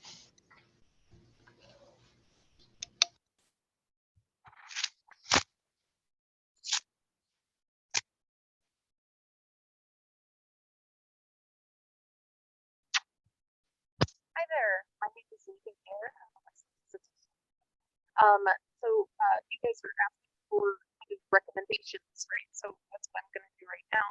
I would definitely recommend kind of looking at other states that have double licensure. Washington State has a master esthetician license, and their definition that change is differentiated, but is much better than our current definition is. Looking at other states that have that dual licensure going on and finding a better definition and redefining aesthetics to not just be, as you mentioned, the vague term, the upper layers of the skin, coming up with a better definition for it so that we can differentiate between these two things and make it easier to differentiate. Can we use galvanic? Can we use high frequency? Can we use all these different modalities? If you not change it completely, but alter how we are defining it, it would definitely help with figuring this out, right? Making it a lot easier for us to understand. And the 75-hour laser course, learning now that they took away other aspects, 7 hours for microneedling or whatever was stated, it doesn't make sense to me that we would take away the stuff people actually seem to care about, like microneedling and doing fibroblast and doing all these things. So trying to make it not just a laser course, but I would definitely recommend it being a 75-hour advanced course to grandfather people in, where it is 75 hours, not just for laser that so many people do not want to use, but doing microneedling in that course, having it be a fibroblast, something of that nature, because those are the things people are actually learning and doing out here, and that we actually want to be licensed in for this advanced thing.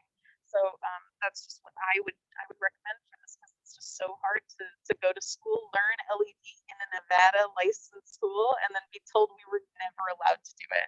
Because it's not that they took it away, right?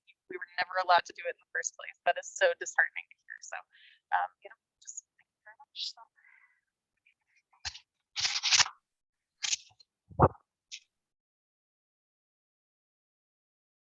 Okay, so my name is Lou Suarez, and I'm campus president for 4-H Institute.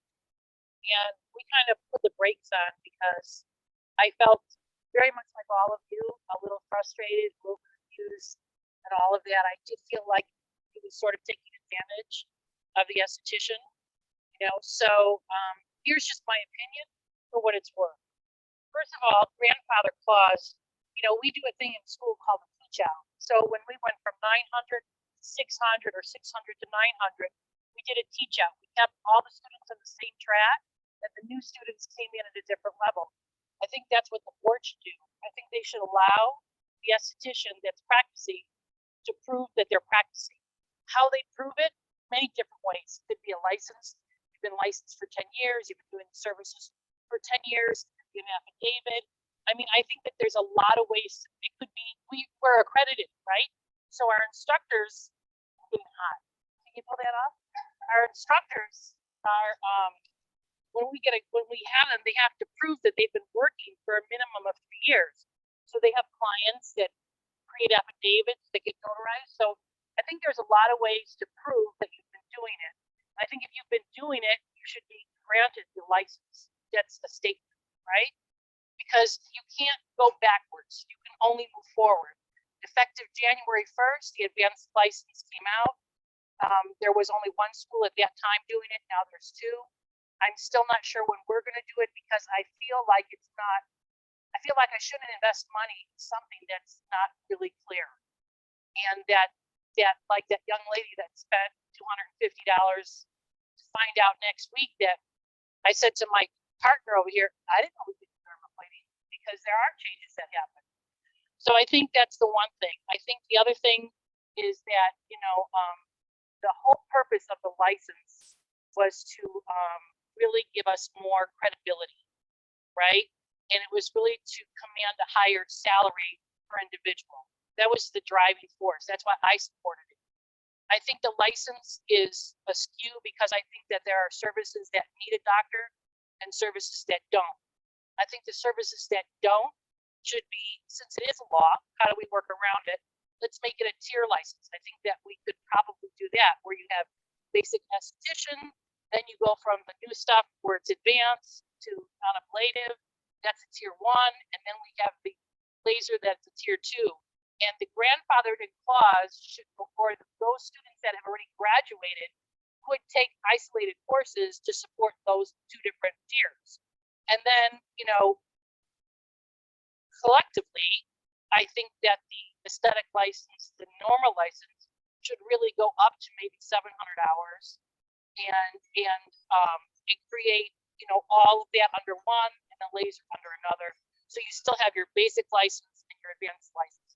And I'm taking Benita's time, a minute and a half. So I think that, you know, the board is kind of being accused of things that they really didn't do. It was undermined under all of us. I attend all the board meetings, and some people came in, they got a lobbyist, they lobbied for this law, they put that law in, they allowed the law to dictate they allowed the gentleman on the senators to dictate what was put into the law. So this is sort of where we're at. So I'm happy that the board is open. I know that the board wants to make the license better, right? But I think that we have to understand it really wasn't their fault. It was really another person's fault at how this all happened. But at the end of the day, we all supported trying to forward the industry because there's 2 veins. There's spa and there's medi-spa. And so all the girls that come to my school, a good percentage of them want to work in a medi-spa. They can't get hired because they don't know how to do some of these non-ablative services, right? Or they do. So I just think that we need to understand that this is going to take a minute to fix, but I think it's really a good thing at the end of the day. You can have your,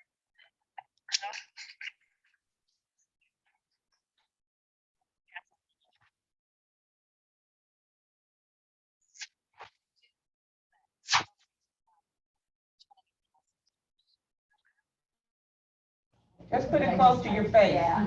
Okay, so if I just get it really close here, you can hear me over there. Oh, they're gone. Oh, they're gone. Okay, so first of all, I'm Sherry Petroni. I'm a licensed esthetician as well as a business owner. So I want to get a couple of things clear.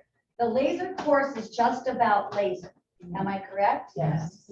Okay, so as a holistic esthetician, we do no laser whatsoever, as far as I understand. Am I clear? Okay. But if we want to offer the aesthetic services that I've done since 2006, I have to get the laser class. Is that correct? Right. And if I am going to do that, and then I get the advanced license for my spa, do the other estheticians have to get that as well? Yes, yes. Okay, so I really have to keep my estheticians not get the advanced license so that I don't lose my renters. Wait, can I interrupt you? Yes, please. As an owner, you yourself know do not need to hold the AE license.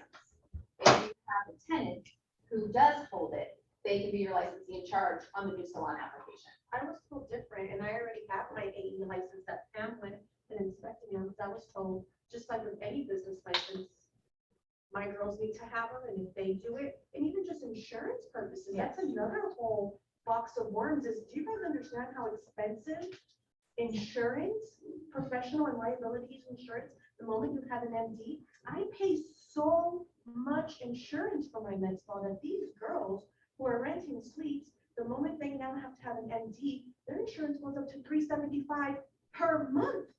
Do you guys understand what the insurance is for services that they're not even going to perform?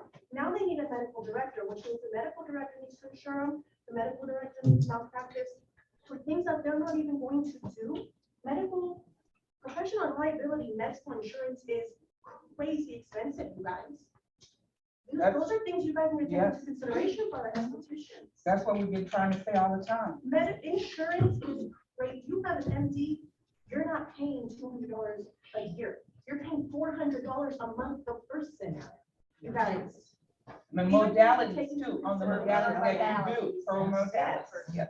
So they're telling them you need to have a medical director, and on top of that, even though you're not going to perform lasers, a lot of these people are saying that I just want to do an LED light over my facial. But the moment you have an MD, they now have to pay medical insurance under an MD. That's not. Tell them to get their facial and go stand in front of the stoplight for a few minutes. You only, We paused your time. yeah, that's fine. You only need a healthcare professional with more performing those non-living services. So like if you are going to research that, not for like a consumer grade LED. But have you guys talked to medical directors? Because my medical director has been with me for 3 years. And medical directors don't just want to sign on anyone without malpractice insurance. Have you guys spoken to these MDs and NPs? They need to protect themselves too. They're like, oh, you want us to sign?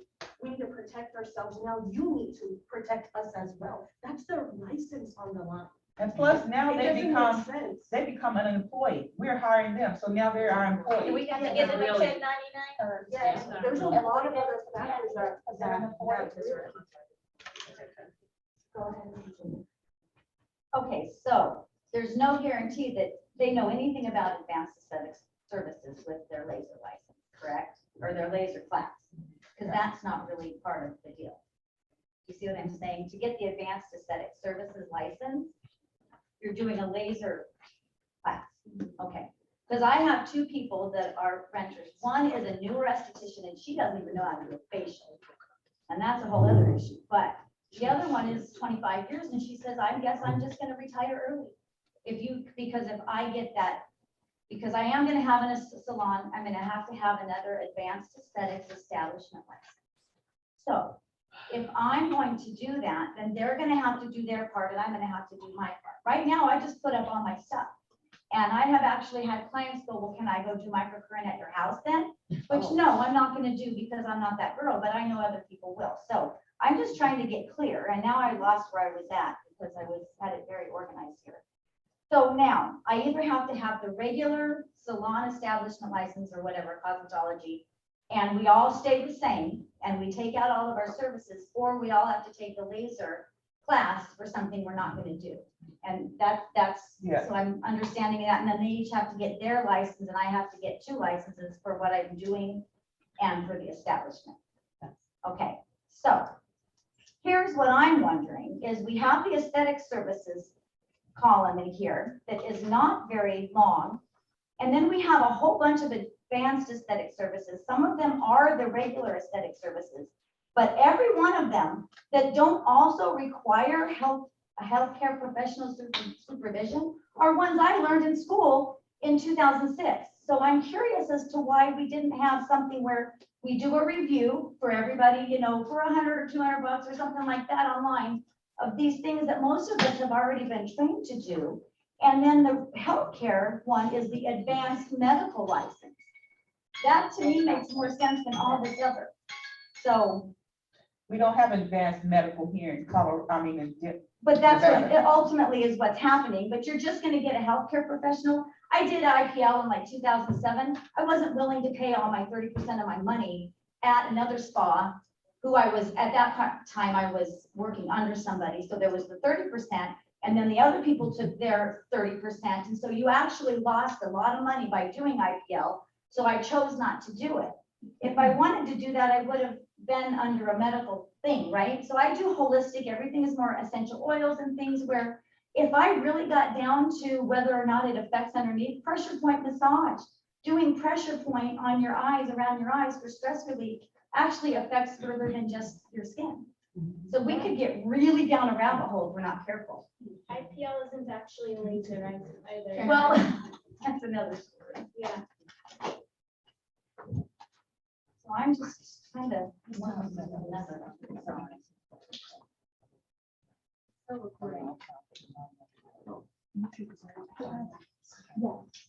Could we take a quick break? Everyone can take a restroom first. Folks up north, I think we're going to take a quick break.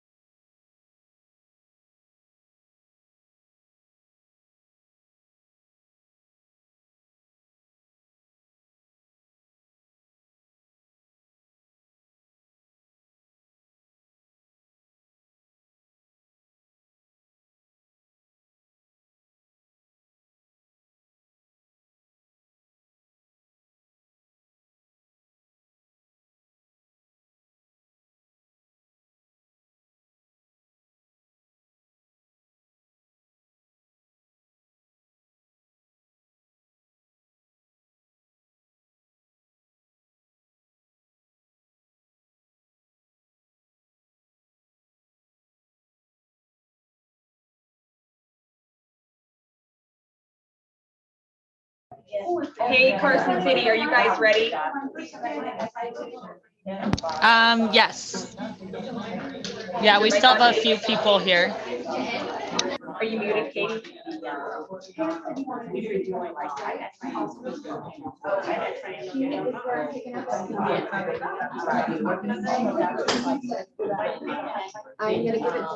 and then if her. I just want to make sure we can hear. Katie, can you hear us right now?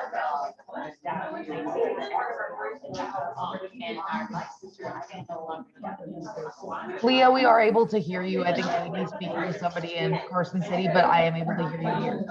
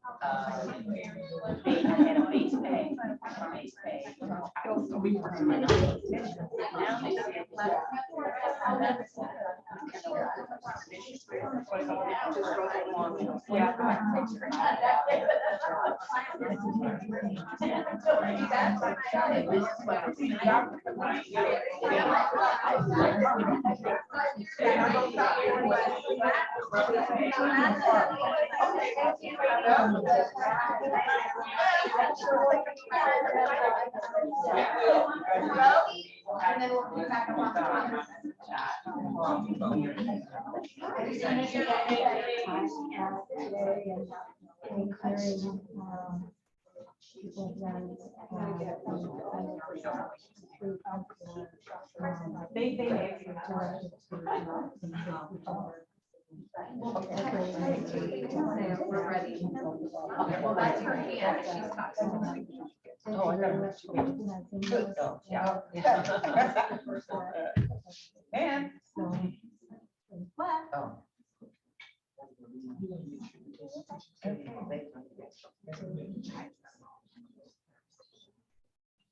Their microphone is on, so we hopefully should hear them. Oh, yeah. Oh, just be hi. I don't know if they can hear. Yeah, it's registering. Okay. So shall I go ahead? Okay, so another one of my concerns is, which I totally understand why partial of it was regulated because by me being an esthetician, of course, a lot of us are on social media. So I have seen individuals that just come here, of course, body contouring, body sculpting is really huge. Nevada, just everywhere. So I know that there were people who were not trained properly in regards to doing body contouring. I do microneedling. So, and of course I went to NEMA and this is where I got my training and my certifications as far as the laser and also microneedling and the chemical exfoliation. So I've seen people who do treatments improperly. They're not using, I would say, FDA cleared. I'm not sure exactly. I know 2 pens, which is one is Rejuva pen and Skin pen. Those are the 2 that I know of that are FDA cleared.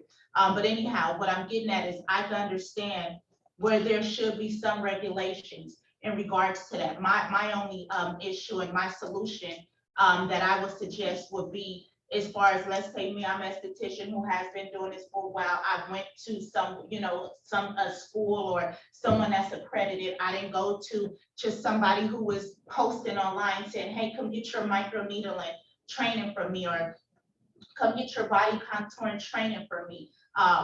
NEMA, they do majority of that list as far as core sculpting.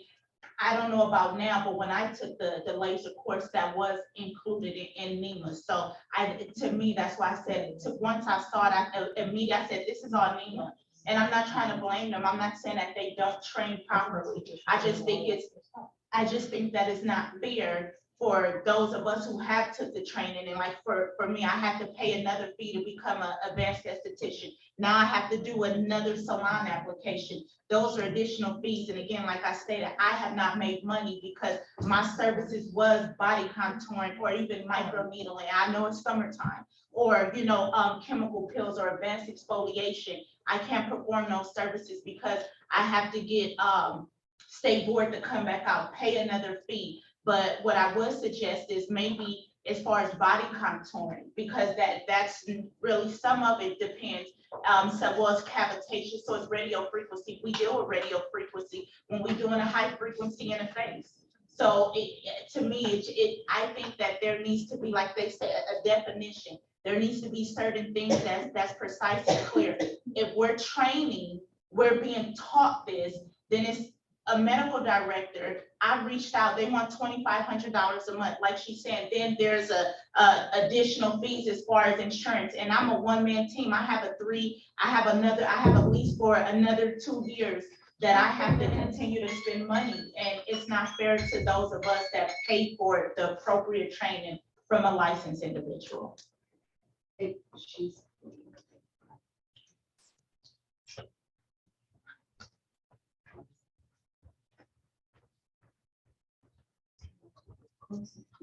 Hey guys, I am Patty Johnson. I am an AE.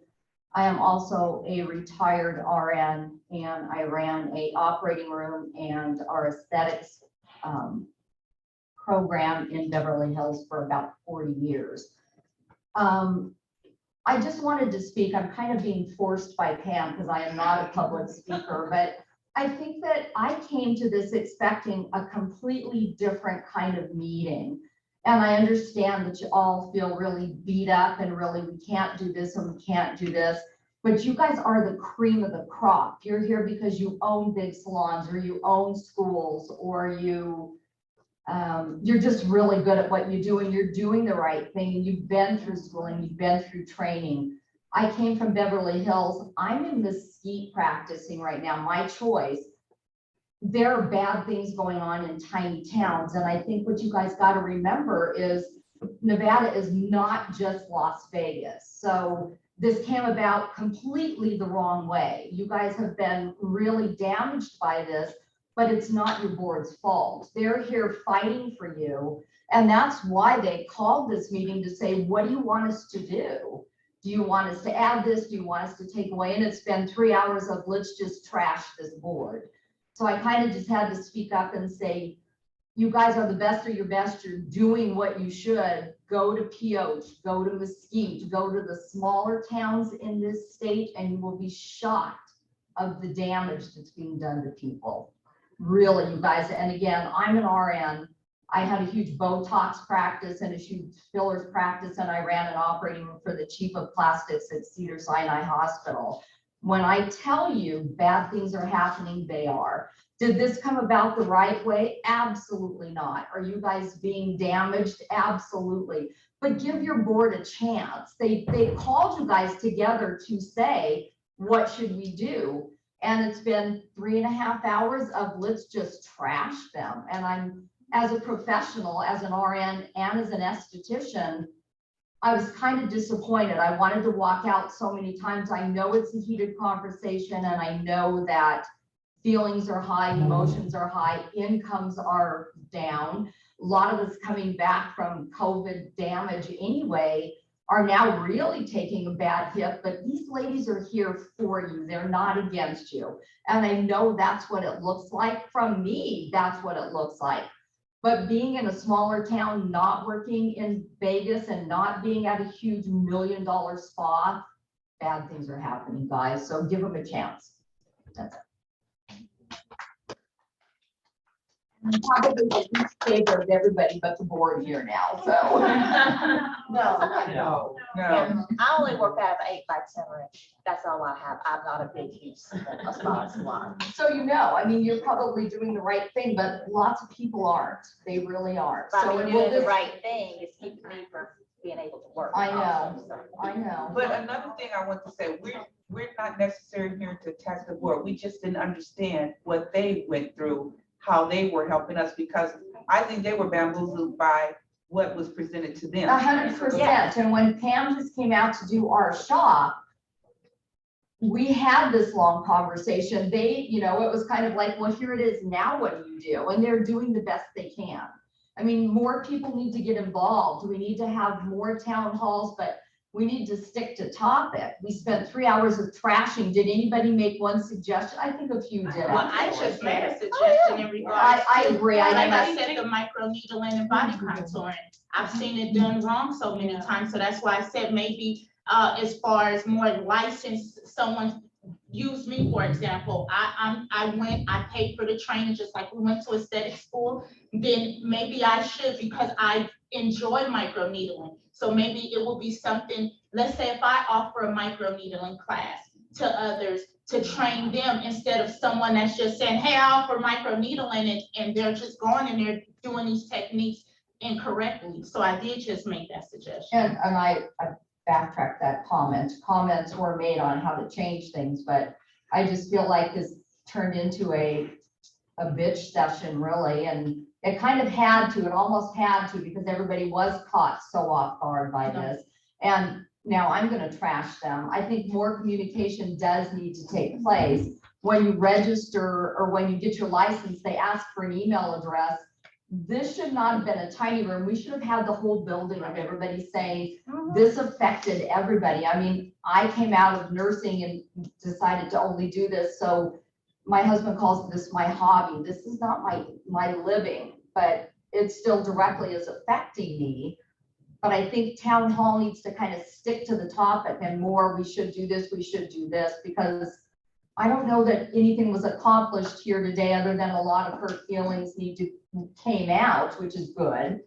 But I think that more communication, it's not hard to do a big email list and send everybody, this is what's going on, this may be coming down the road. I actually heard about the AE from somebody in another state who said, oh no, they'll be offering it in 2022. And I'm going, what? So I started, checking with the board and going onto their site to see what's going on. But if you're busy and you can't, but that's where you guys need to get those emails out. I mean, everybody has an email, and then it's our responsibility if it changes or our email changes, then get it to them so they can, but we need to know in advance, not now it's changed, now you're all screwed because nobody can make the living now, Right. So. And again, I mean, I'm sorry, it's not that we want to trash the board, that we want to trash, I mean, Ms. Queen, I've spoken with you, my frustration. It's just the simple fact of who give us our license. We have to go through the Board of Cosmetology. Who sent these emails out and sent us these? So we don't know. So it's no offense to the board. It's just that we're like, whoa, you guys just gave this to us and now we're shut down shop. And again, like she said, there's so many of us who are out of business. And I know it's not your job that you say, hey, we're going to shut these people out of business. I know you didn't wake up and want that, because again, we're recovering from COVID and we want to succeed. I know you want us all to, because you guys want your fines on time and your fees on time, right? But the thing is it's so many of us that has been shut out. So. And another thing, when you work with the doctors, and that's what I was asking what determines, doctors are greedy. They're greedy, grubbing whores. So when they sit up there and tell us that, okay, this month I'm charging you $500 to have my services or a nurse practitioner, whatever. Then next month they might want to charge you $1,200. Who determines the limit on what they're going to put on us? And then when they go out of town for vacation, they go out of town for months at a time. And if something should occur in that 60-mile radius that you say for us, who do we contact if they're out of town and we have a problem? You have a contract with them. Yeah. So like our contract with our MD, they have to reply to you if there's an emergency within 24 to 48 hours. 24 to 48. That's a long time if you have a problem. Yeah. I got somebody on my bed right now. And if I burn this lady, you got 24 to 48. Doctors don't like this. Well, maybe yours is okay, but doctors don't like to reply. You can't even get them to view a patient. So but now, that's what your contract is, where they know but that. 24 to 48 hours and you burn someone. Where they come with you with a prescription for that client. So let the client know within 24 to 48 hours, we will have your burn cream delivered to your pharmacy or whatever. Like that's the whole point. Down. But yeah. as far as pricing, you have a contract with your MD. Wait a minute, let me Is ask that you this. pricing locked in? I burned her. And when, my doctor's gonna send you some cream in 24 to 48 hours, just go home and just be comfortable. Everything's gonna be okay, okay? I'm sorry I burned you, No, but you don't trigger, I'm just saying, I'm just being sarcastic now. But you said 24 to 48 hours. Excuse me, I think we're gonna explain the time frame, because I think it has to be We gotta within. do 3 minutes. Okay. It That's has to be within, what's the time frame for the doctor to be able to respond? Oh, okay. 60 miles within 60 minutes, Right. and they need to be readily available to And it provide could be care. telemed too. it doesn't Within have to be- 60 minutes. Right, it has to Yeah. be, Yeah. they With have to this- be able to communicate with you in real time. Yeah. Okay. And they have to be available to provide care in the event of some sort of like Right there. medical Right emergency. there. Okay, that's better than But you have a 24 to contract with 48. them, and you decide those things with your doctor. and When you your do the MD. contract. Yeah.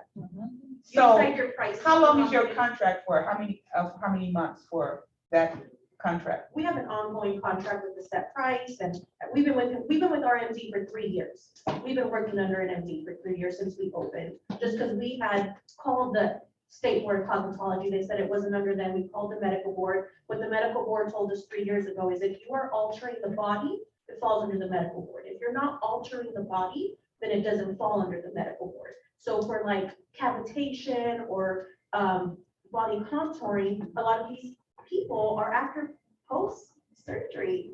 These are people that are coming out of surgery. You should have an MD for stuff like that. But then, some of the laser skin tightening on the face kind of don't need it. So that's where that fine line is, where we're asking state board, figure out, radio frequency for skin tightening on the face, you don't need an MD. But radio frequency cavitation for post-op surgery after a tummy tuck, you might want an MD after they just had surgery. That's the fine line we're asking state board to look into. I see this as in the future, medical aesthetics. That's where it's going. That's where it's going, and that's where it's gonna have to go in order to keep it up to this degree you're talking about. Because it's just the start. These are the baby steps, and eventually it will have to be medical aesthetics like other states have it. I see that happening. And I So- I won't be touching anybody until at least 8 to 12 weeks after any kind of surgery anyway. So eventually it's gonna have to be a regulatory board. That's what happens with medical aesthetics. You have a regulatory Board board. over the board, Yeah. all the boards. This is not just like California, unfortunately. And where I come from, Colorado, that's what they have, medical aesthetics, but the regulatory agency that watches over everything, that's the watch. Yeah, so we're And- just not there yet. No, we're not, these are the baby steps before we But get that's why there. we're here, I think, Yes. to get there, to where things make Yeah. sense for everybody.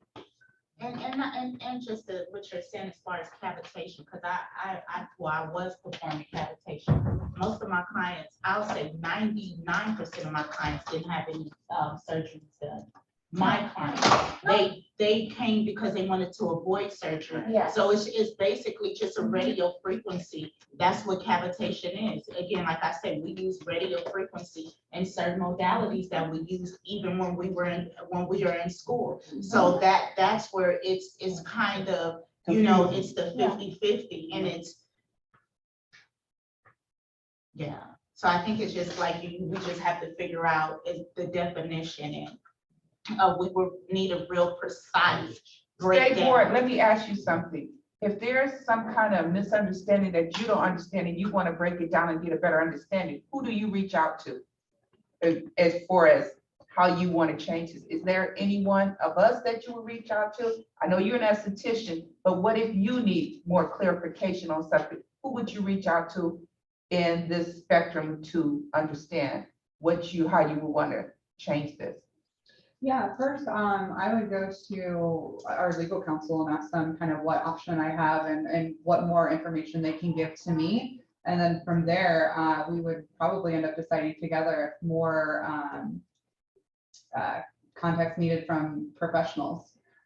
Full disclosure, I'm brand new to the sport, so I haven't been in that position just yet. But that would be kind of the steps that I would take to figure that out. Looking for guidance for those above me, and then figuring out what direction we need to go from there. And for me, I could say that we have staff. I do a lot of research, and then we have staff, and staff can get a lot of that research done from us, like whatever. We kind of like try to look at it regionally too, like what's actually happening in our whole region. We kind of look at some of the licensing from a licensing standpoint. What's the scope of work for those particular services? Maybe Arizona, California, Utah. We kind of look at Washington. We just look at a lot of states, but staff really gets the research done working with our Deputy Attorney General. Okay, so is there any like schools that you reach out and touch to see what this modalities are, what they're teaching in the school, how it affects us? Okay. Yeah, we do. We kind of, we like to bring in the schools, and normally we have schools that Please don't bring in me. we normally have schools that participate in the board meetings and participate in our law review committee and subcommittees and things like that. Okay. And do you go have services through them? Do you go get services to know what these treatments are, like to have them done, know what they feel, and okay. So I was asked, what was your name again? Molly. Molly. I was asked by Molly. I was speaking to her for a little bit right now, and I feel like, you know, I do think that they will listen. I do think that they are listening. That makes me happy. But I feel like there's a temporary problem until those things get resolved. And then I kind of was just talking to her. I'm like, we have literally a bunch of us in here already working under medical directors. We've been licensed for 10, 15, 20 years plus. I know I look young, but I really promise you guys I've been licensed for 15 years plus. And when we got trained for laser, we had a nurse practitioner flying from Canada. We've been under our doctor for years. Why don't you guys just a suggestion, why don't you let us professionals that have been doing it correctly help you guys with this storm of people needing to get licensed versus shutting them down? Like we're an industry. We're here together. Why can't we help you guys? If there's not enough schools, if there's not financial aid, if there's people who want to do things right, if there's people who want to have a license that they're not doing it in their homes or in a dirty place that's not sanitary, that's full of porous stuff. If there's people who want to do things right, you guys don't have the means or the solution, that's where we come in. So what are you gonna charge for that? I mean, it's not about the money, it's about there's a mess. I mean, But I don't that's the know. whole problem. The whole problem is what everybody's saying is they would take the course, right? Everybody would take the course if that was the case. But But the it's that charge- 4,000, 5,000 price tag Yeah. that's inhibiting them from taking the course. So that's what the problem is. I don't think you doing it or being kind enough to offer is the issue. Because you have to pay for your time, right? Yeah, So it's I think what the definitely issue is that everybody has had the course. And they want to be able to do the court, do what they've been doing. That's why grandfathering means you let them all in and then you Without start doing all January of it. 1st. That's what it means. Or Not even just just- means grandfathering, but you still gotta pay $4,500. So here's something that literally, as what she's saying, it makes sense. So people who are already licensed should be able to get grandfathered in. Now, how many people are out there who are not estheticians doing body contouring? Well, that's a whole Maybe. different. That's what Right, they right. should I know, do. I know, you guys, but. But they're not under the same Yes. board of cosmetology Right, because they're maybe not they're, licensed. right, you guys, maybe they're the ones that need to be paying the extra $7,000. Because they have Why? Make it 150 hours, illegal. they have 150 hours of experience. When? They're not licensed, so maybe they're the ones that should be paying extra when all of these young ladies have already paid, done the education, they've been doing it. Why are they paying extra when they're already licensed and under you guys? You guys are trying to regulate probably as well, the people out there doing body contouring without them being estheticians. Maybe they're the ones that should be taking that course. Maybe For those are the $7,000. ones can you go Maybe after they those shouldn't be allowed, ones who are not licensed and It's say, not- it's Well, not- they're not, they're not, but It's you like can, they're you can doing. find that there's more than just estheticians trying to do this. Yeah, you know? social media. There's cosmos as well, but it's bigger than just Yeah. a personal Well, and if issue. you guys sign up too.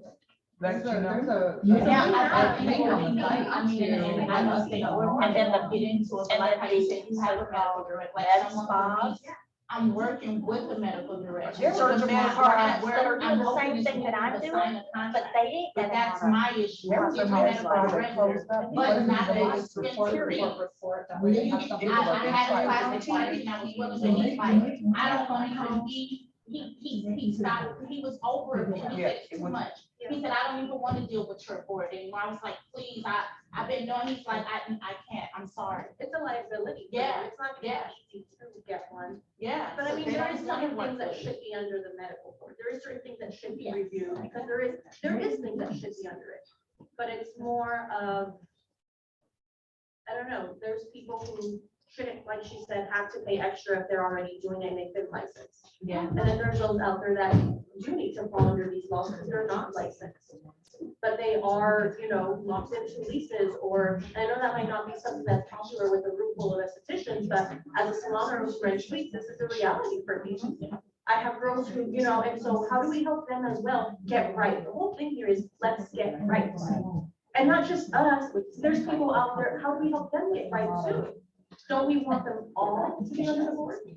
Well, some people don't want to go to school. That's why they do it underhand, because they don't want to go to So school. moving And- forward, you have to go to school. But as of this point with no notice, why don't we have empathy?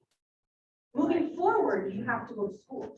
But where's the, you know, Well, I think if you're not an esthetician, you shouldn't be doing it. Right. Right. At all, which is a whole other story. Yeah. So I'm not I sure. think that's why this came so about. Right, you I guys agree. know Right. as well, though, there's a lot of people out there who are not estheticians, who Well, have that's worked. the whole purpose That's of the the law. I know, but problem. listen, I understand You're what you over in guys, 3 minutes.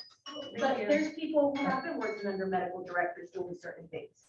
Well, then the But medical they're working director under needs medical to directors. get a salon license. But it's not. If It's you're an not. esthetician- If you're doing aesthetics work under a medical doctor who doesn't really know anything about skin sometimes, that they're not an esthetician, that's irregardless. I don't care what doctor you're working under. You can't be there if you're doing aesthetics work. It's just that So simple. I have a question then. So if I work for a doctor, You're not working under your can aesthetic I, license.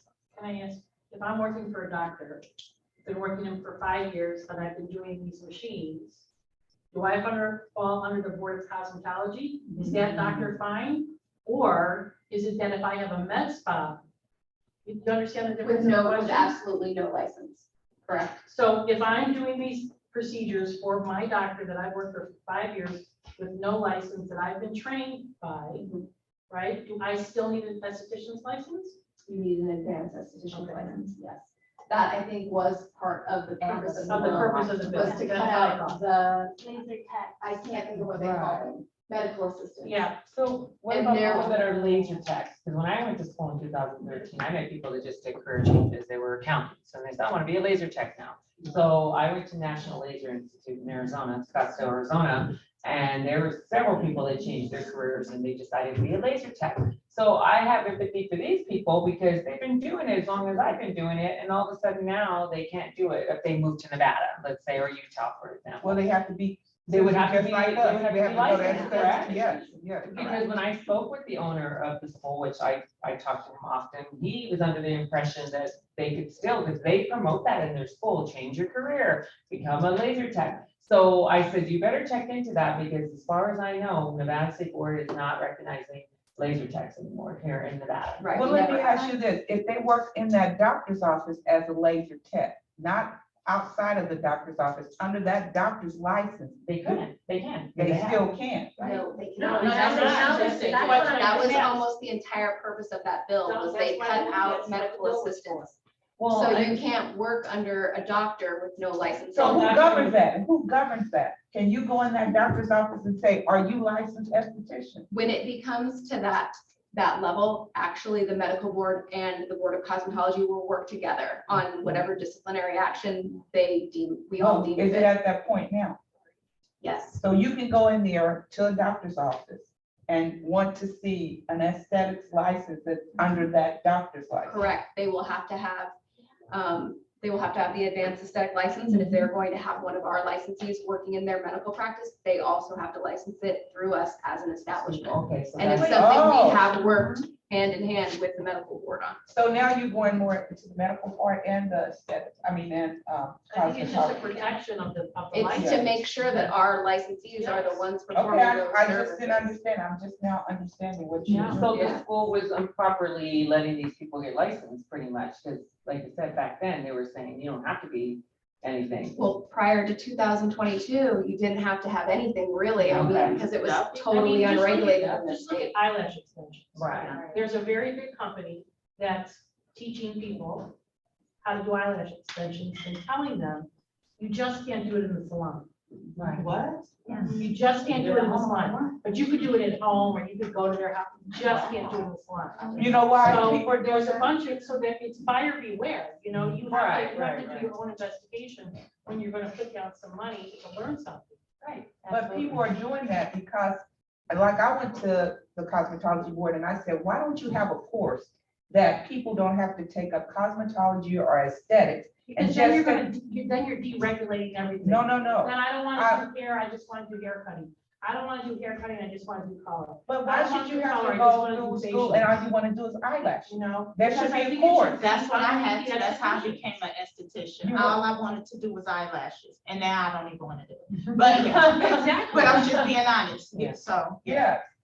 Other states have just one plain eyelash courses that they go to, Well, and that's I what mean, I'm saying. There would I be think more it's a women who destruction would of the do it. license. I think the deregulation is a very real serious issue in our, in the United States with our license. Yes. And for me, the less chopped up, the better. That's Well, just they my do just opinion. have a braiding license, correct? Yeah, they got braiding, so why? I can work in a Makeup's spa or just a salon And and makeup braid. is just a license. Why I'm can't not eyelash be cosmetologist, just but I a can license? braid. Like I said. Why it's a can't laser destruction of the just be license. its own license? That's exactly what I'm trying to say. Which it was before all this. And then these kind of people, administrations, there won't be a need for that. That's what will happen. Well, when you Alright. go, when you go to cosmetology or aesthetics, how much is really put on eyelashes? Therefore, there should be a course that really focuses Well, on we put a eyelashes. lot of time actually on eyelashes. We sure do. I started learning when I was in, when I went. How many hours is put on eyelashes? I wouldn't say hours, I would say over the course. So I mean, they give you a syllabus, because I went to a school here, so we were given a syllabus. And I believe from start to finish, I was doing eyelashes. I mean, Because 'cause I you see have so many eyelash of these classes. young girls who come in and get facials from me, and I say, well, did you like, oh, my face, she does them at home. So many are Yeah, getting that's eyelashes. what we're talking about. Yes, Yes, but this buyer is the thing. beware. This is the thing. They don't want to pay that price. And these ladies are totally booked. Yeah. They are. They are booked to the fullest, and with nails too. And Yes. contouring. Yeah, nails is the number. Look And at my they nails, my do nails are still like that. They wasn't going for it, so I would look, I still keep them short and the nails are long. I get clients that they say, how much are your lashes? And I'll tell them once and they're like, oh my gosh, no, I could go down the street. I said, well, that's illegal. Yeah, but they'd rather pay illegal than someone Yeah. legal, and the people who are doing it illegal, they'd rather do it illegal than go to school. But they don't want to pay esthetician courses or cosmetology courses because it's too much and it's too long. So why wouldn't they just have an eyelash course? It might be cookie cutter, but they. Sanitation. Yeah, I teach get them what all you're this, saying. Yeah. teach them all this about lashes. Because then they want to start dyeing the eyebrows. Teach them all this that will pertain to that. I think there's a need for that. Okay, so nobody cares about eyelashes more than I do. That's, my philosophy, okay? I don't even want to jump into that. That is a whole nother topic. I want to get back into what we're talking about today, if that's okay. Yes. And obviously, like, all concerns are welcome. Email, continue the conversation. That's how we get things done. It's through conversation, right? That's the point of today's meeting. What we would love to do right now is to kind of just circle back to what we took away from today and kind of what we're hearing from you as far as what we need to change for scope of practice, what you guys would like to see into the SC, what's going to stay into the advanced, because truthfully, that was kind of what we were looking for today. And so we just want to make sure that that's what we're hearing from you, if that's okay.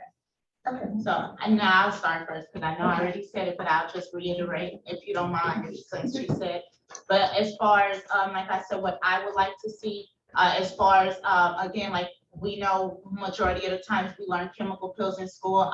I know that I was told we're not supposed to, or I'm not sure, I'm still confused on that, but we learn those type of things through schooling. But anyhow, so what I was gonna say, I would like for more of us to learn, let's say microneedling, chemical exfoliation, those to be taught by, it could be estheticians or advanced, or if you can put, you have to be 2 years in a field or a year and a half, whatever it may be, which we learn it in school majority of the time. We practice on each other.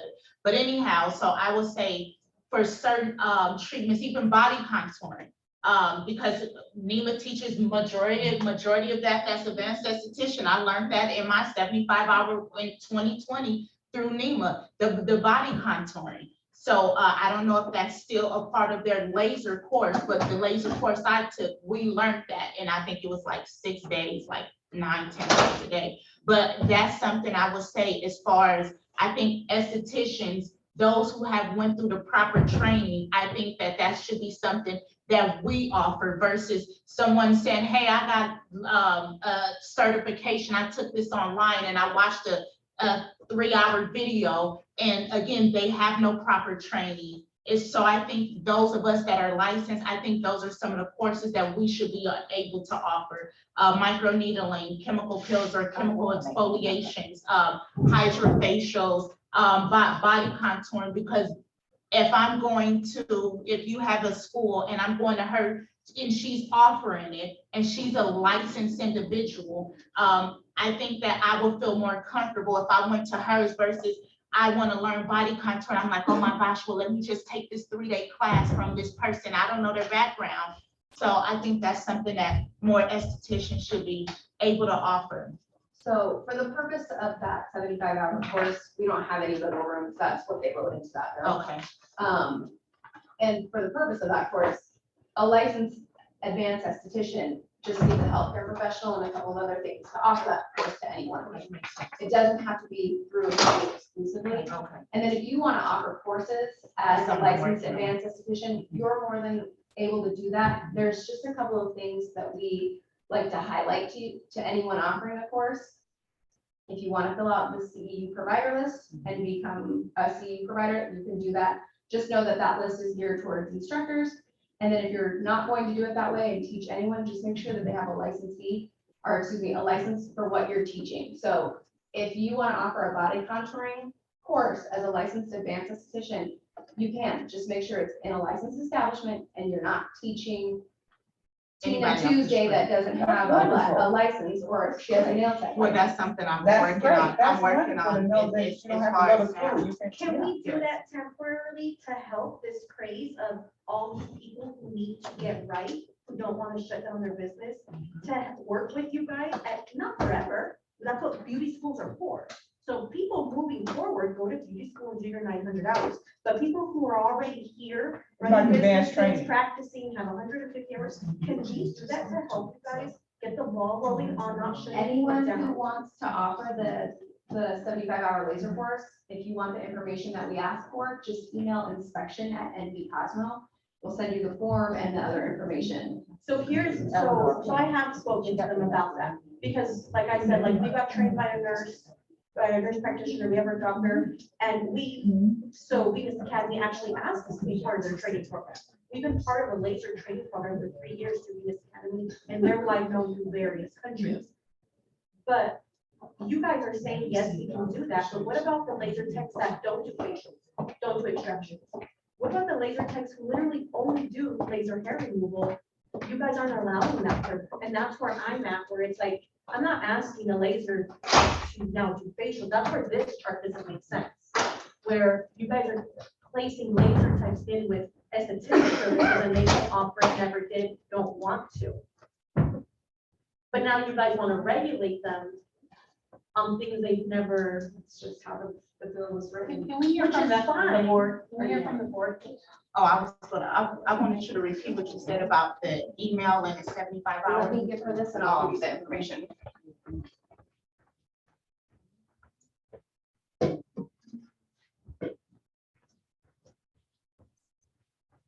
What do you want to hear? I just wanted to hear, because I thought you were going to tell us what your take Oh, when I was. raise my hand? Was that what Yeah. you're talking about? Oh, I was just gonna ask for more clarification on what she was asking for. Oh. She was asking, but, we got it cleared up. I was just gonna ask if she was asking for the 75 hours to include all of those different things, or if she was asking for multiple 75-hour options, like laser, microneedling, different, ways of getting that advanced licensure, but I'm just we got it cleared curious up as for what to it was written. what you've heard now. Yeah, I've heard that, that she was looking for, different education opportunities to offer, her services towards and offer that towards, other people looking for advanced licensure. I heard that microneedling, should probably be taken down into anything that was taught in the schools. It needs to be moved over into the regular licensee aesthetic. And what from the rest of them, like from all the other? From I'm from like the total, day? like Oh, the I'm whole so thing. sorry. I'm I thought sorry. you I meant guess for it wasn't conversation. I just wanted to hear apologize.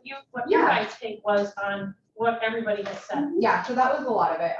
There were certain, services that, are on the list that need to be moved over, that, need to get more definitions on what those services are and levels of the skin for high frequency. Other things I wrote down, considering the machines that are purchased online and able to the public, like, does that make sense to put that now into an aesthetic, an advanced aesthetic licensure, or bringing it back down?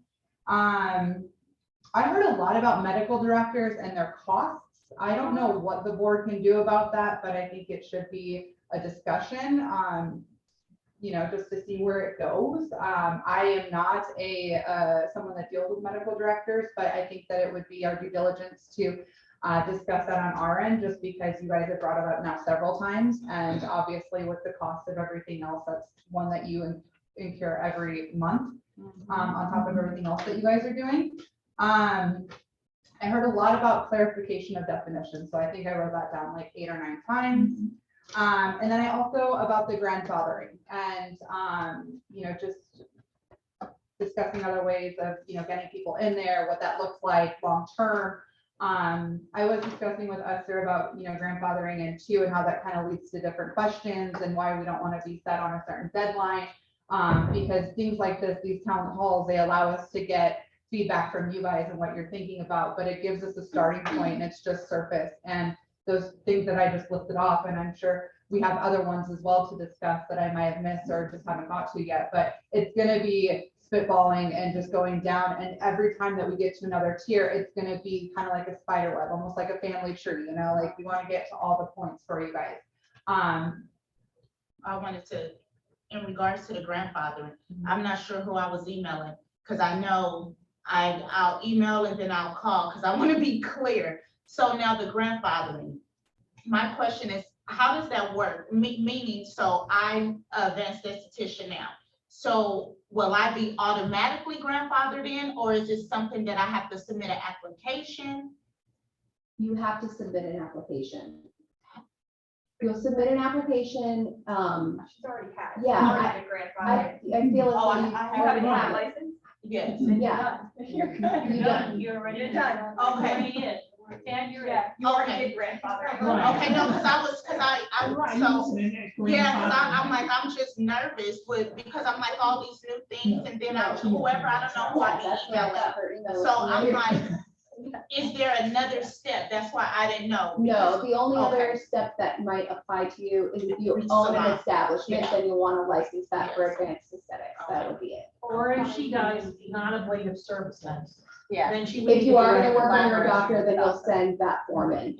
Okay, so now that was another question. So now, because that's what I've been waiting, as far as so the salon application, so now my salon has to become an advanced esthetician location. Now, once I get an MD, will I have to submit another salon application? No, so the healthcare professional doesn't go to the establishment, it follows the individual. So when and if you decide to do non-ablative services and start working with a healthcare professional, you'll have that collaboration agreement notarized and send it into us, and it goes on your license account. It has nothing to do with your establishment. Okay. And that person, if they're agreeing to supervise you, I don't believe we have any specifics on where they're agreeing to supervise you. Okay. So if you have 2 establishments, for example, if you have the supervision, you have it at both.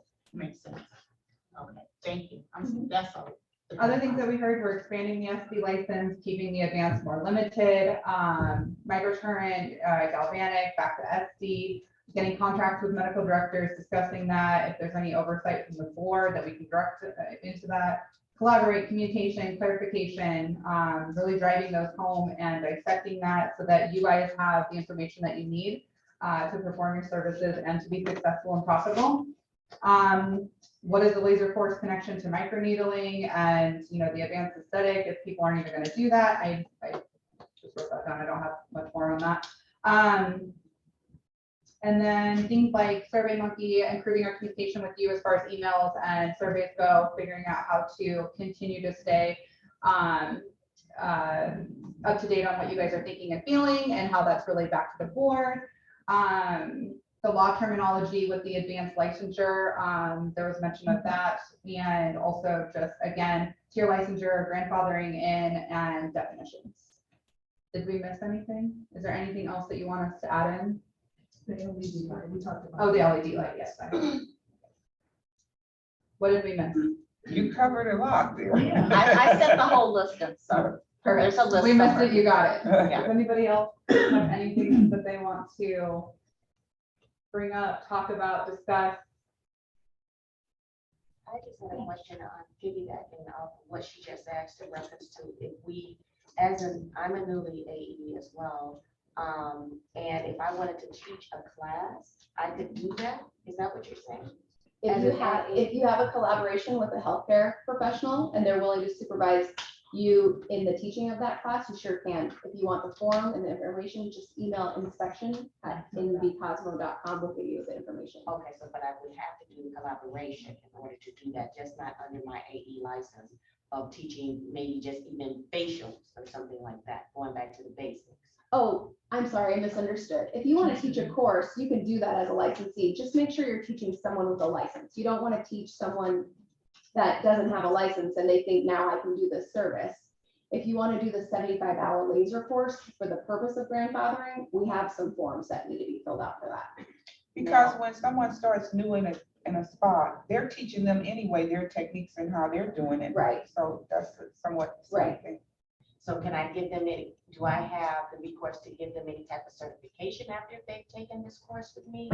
You can offer a certification for completing any course, but in Nevada where we recognize licenses and the hours that you need to get the license. So I would almost put verbiage on that certificate that this certificate does not equal a license or will not guarantee a license, just But because. just as attendance and taking. Of course, right. Unless you become a CEU provider. Like if you fill out the form on our website and it goes through the channels and then they approve it, then it can go on the site and then you can teach it to educators that need CEUs. Okay, but I do not need a medical provider, more or less, to do that, to become a CEU provider. You would have to fill out that application and then it'd be up to how many of the CEUs you're gonna be granted and what the curriculum looks like. Gotcha. And then the board staff can do the approval. Okay, thank you. And that can be a temporary solution to help people get grandfathered in. It's a permanent solution, yeah. It can be a permanent. Yeah, but you can offer CEUs temporarily. Right. And of course, you can offer the 75 hours temporarily as well, Of course. provided your healthcare providers can oversee you and that class. But yeah, you're right. You can offer that until January, whatever, and then pull it. I just wanted to clarify too, that if you own a shop, like in our shop, I am the only AE, but there's only 2 of us estheticians out in this particular shop. The other esthetician is not an AE, nor she does not have to apply as long as she's not doing any of the advanced treatments. And I think that got a little confusing earlier because I kept hearing people say, well, now my whole shop has to go that way. That's not true. You can have a licensed shop. You yourself can be an AE. That doesn't mean everybody in your shop has to be an AE. Everybody just has to follow the guidelines of their licenses. Just because your shop is AE doesn't mean your entire staff now has to be AE. Right. If you look at your establishment license, it'll say what you're licensed for, full service, skin or whatever. It's now going to going forward just say the actual service: hair, skin, nails, advanced aesthetics, braiding, threading. So as long as there's one person that can act as a licensee in charge for that establishment, you can license the establishment for advanced aesthetics. In the same respect as before, you know, if you wanted to do all the branches, you needed a cosmetology or one of each, a nail tech, a SD, or a hair designer. Do we have any other questions? I just want to clarify that all of the advanced aesthetic services that are listed on here, really the ones that don't need a medical license are all things that we've traditionally been trained in. Those of us that have been around for a while, if you really look at it, it's almost like you could move these few things over and this stays here and this almost becomes where it's either in this category or it's in this category. So like galvanic or like, now I get that when you get to the advanced exfoliation, which is also very interesting to me, because does that mean an enzyme? Salicylic to me, I learned that in school. That was the first thing I learned as a chemical field. Because I was told by one of the people that took that class of the laser that they said enzymes were considered now that you had to have the advanced license to just do like an enzyme field. So anyway, I don't really care. I just want to kind of like, but resource and all, that should be to me under a doctor, because that is where you're getting to where you can get scabs and stuff, right? What, this? Oh, I'm So sorry. I'm Okay, saying, I thought you were saying. I get that there might be, but let's be clear on what exactly is an advanced chemical peel versus one that should be done in a doctor's office. Because there are some that really should be done in a doctor's office. But salicylic and glycolic way back in the day, that was just what you learned right away. And you know, and that's another thing I want to touch on, and only because as far as what she's saying, certain pills. So I don't do the VI pill, but I have something similar to that. But I got trained by that company. So my thing is, of course, I know that now something like that should fall under advanced. Yeah. Now, when we look at salicylic, there's salicylic in toners. You know, we use pumpkin enzymes. So, and those are simple things that we are taught through school, and some of these companies, like she stated, they do trainers. So I would like more as far as clarity on as far as chemical exfoliations that we can and cannot use, because that does hinder it. I mean, I'm advanced, but those who are estheticians, and you said you're from Euphoria, so you guys do teach chemical pills as well, correct? We teach exfoliation. Okay, We don't chemical teach exfoliation. Okay, chemical exfoliation. So that's just like let's say microdermabrasion. You know, that is somewhat, I'm not going to say peeling, it's called peeling the dead layers of the skin. So that's what I mean by, like, as far as clarity on definitions, clarity on salicylic versus let's say a TCA, which is some of these things like the Glide we can get. And all you need is an esthetician, a Cosmo will order that through Glide, meaning you have to have a license for those things. So if we could get more, I will say, as far as a definition on what is a regular esthetician and what advanced esthetician can use, that will really help us, because I do not now because it's summertime, but chemical pills a lot. I do chemical exfoliation. So now that we've had this, I just want to know what the next step is. Yes. So we've had the meeting, right? Town hall. You all have the information. So what's the next step? What do we look forward to next? The next step, as far as the scopes of the license, would be the NAC and the NRS change. So I mean, like communication with you guys. So like, you talked earlier about maybe having more workshops and there will be at least one more subcommittees, workshop. When can we expect that? I couldn't give you a hard deadline. I think for the most part, the verbiage is about ready to go to the board for approval, and there's a law review committee in July, I believe, on that agenda. Perfect. So So July that'll will be the likely next be time. discussed in July. July. Okay, How do perfect. we get on that?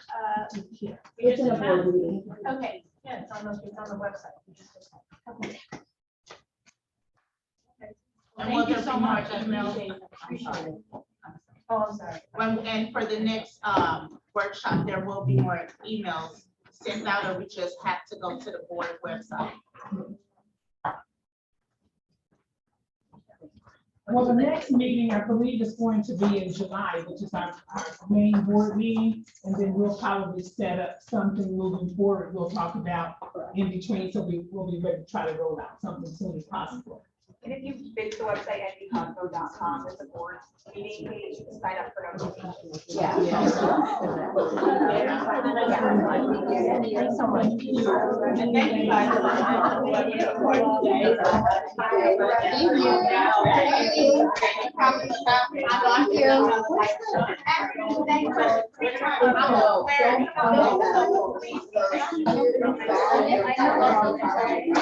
And then you can your guys' like.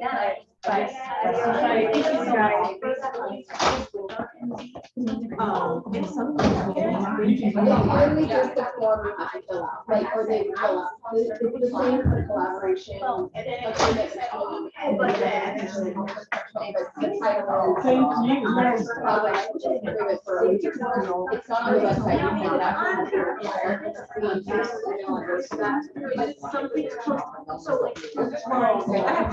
I mean, they want to hear me.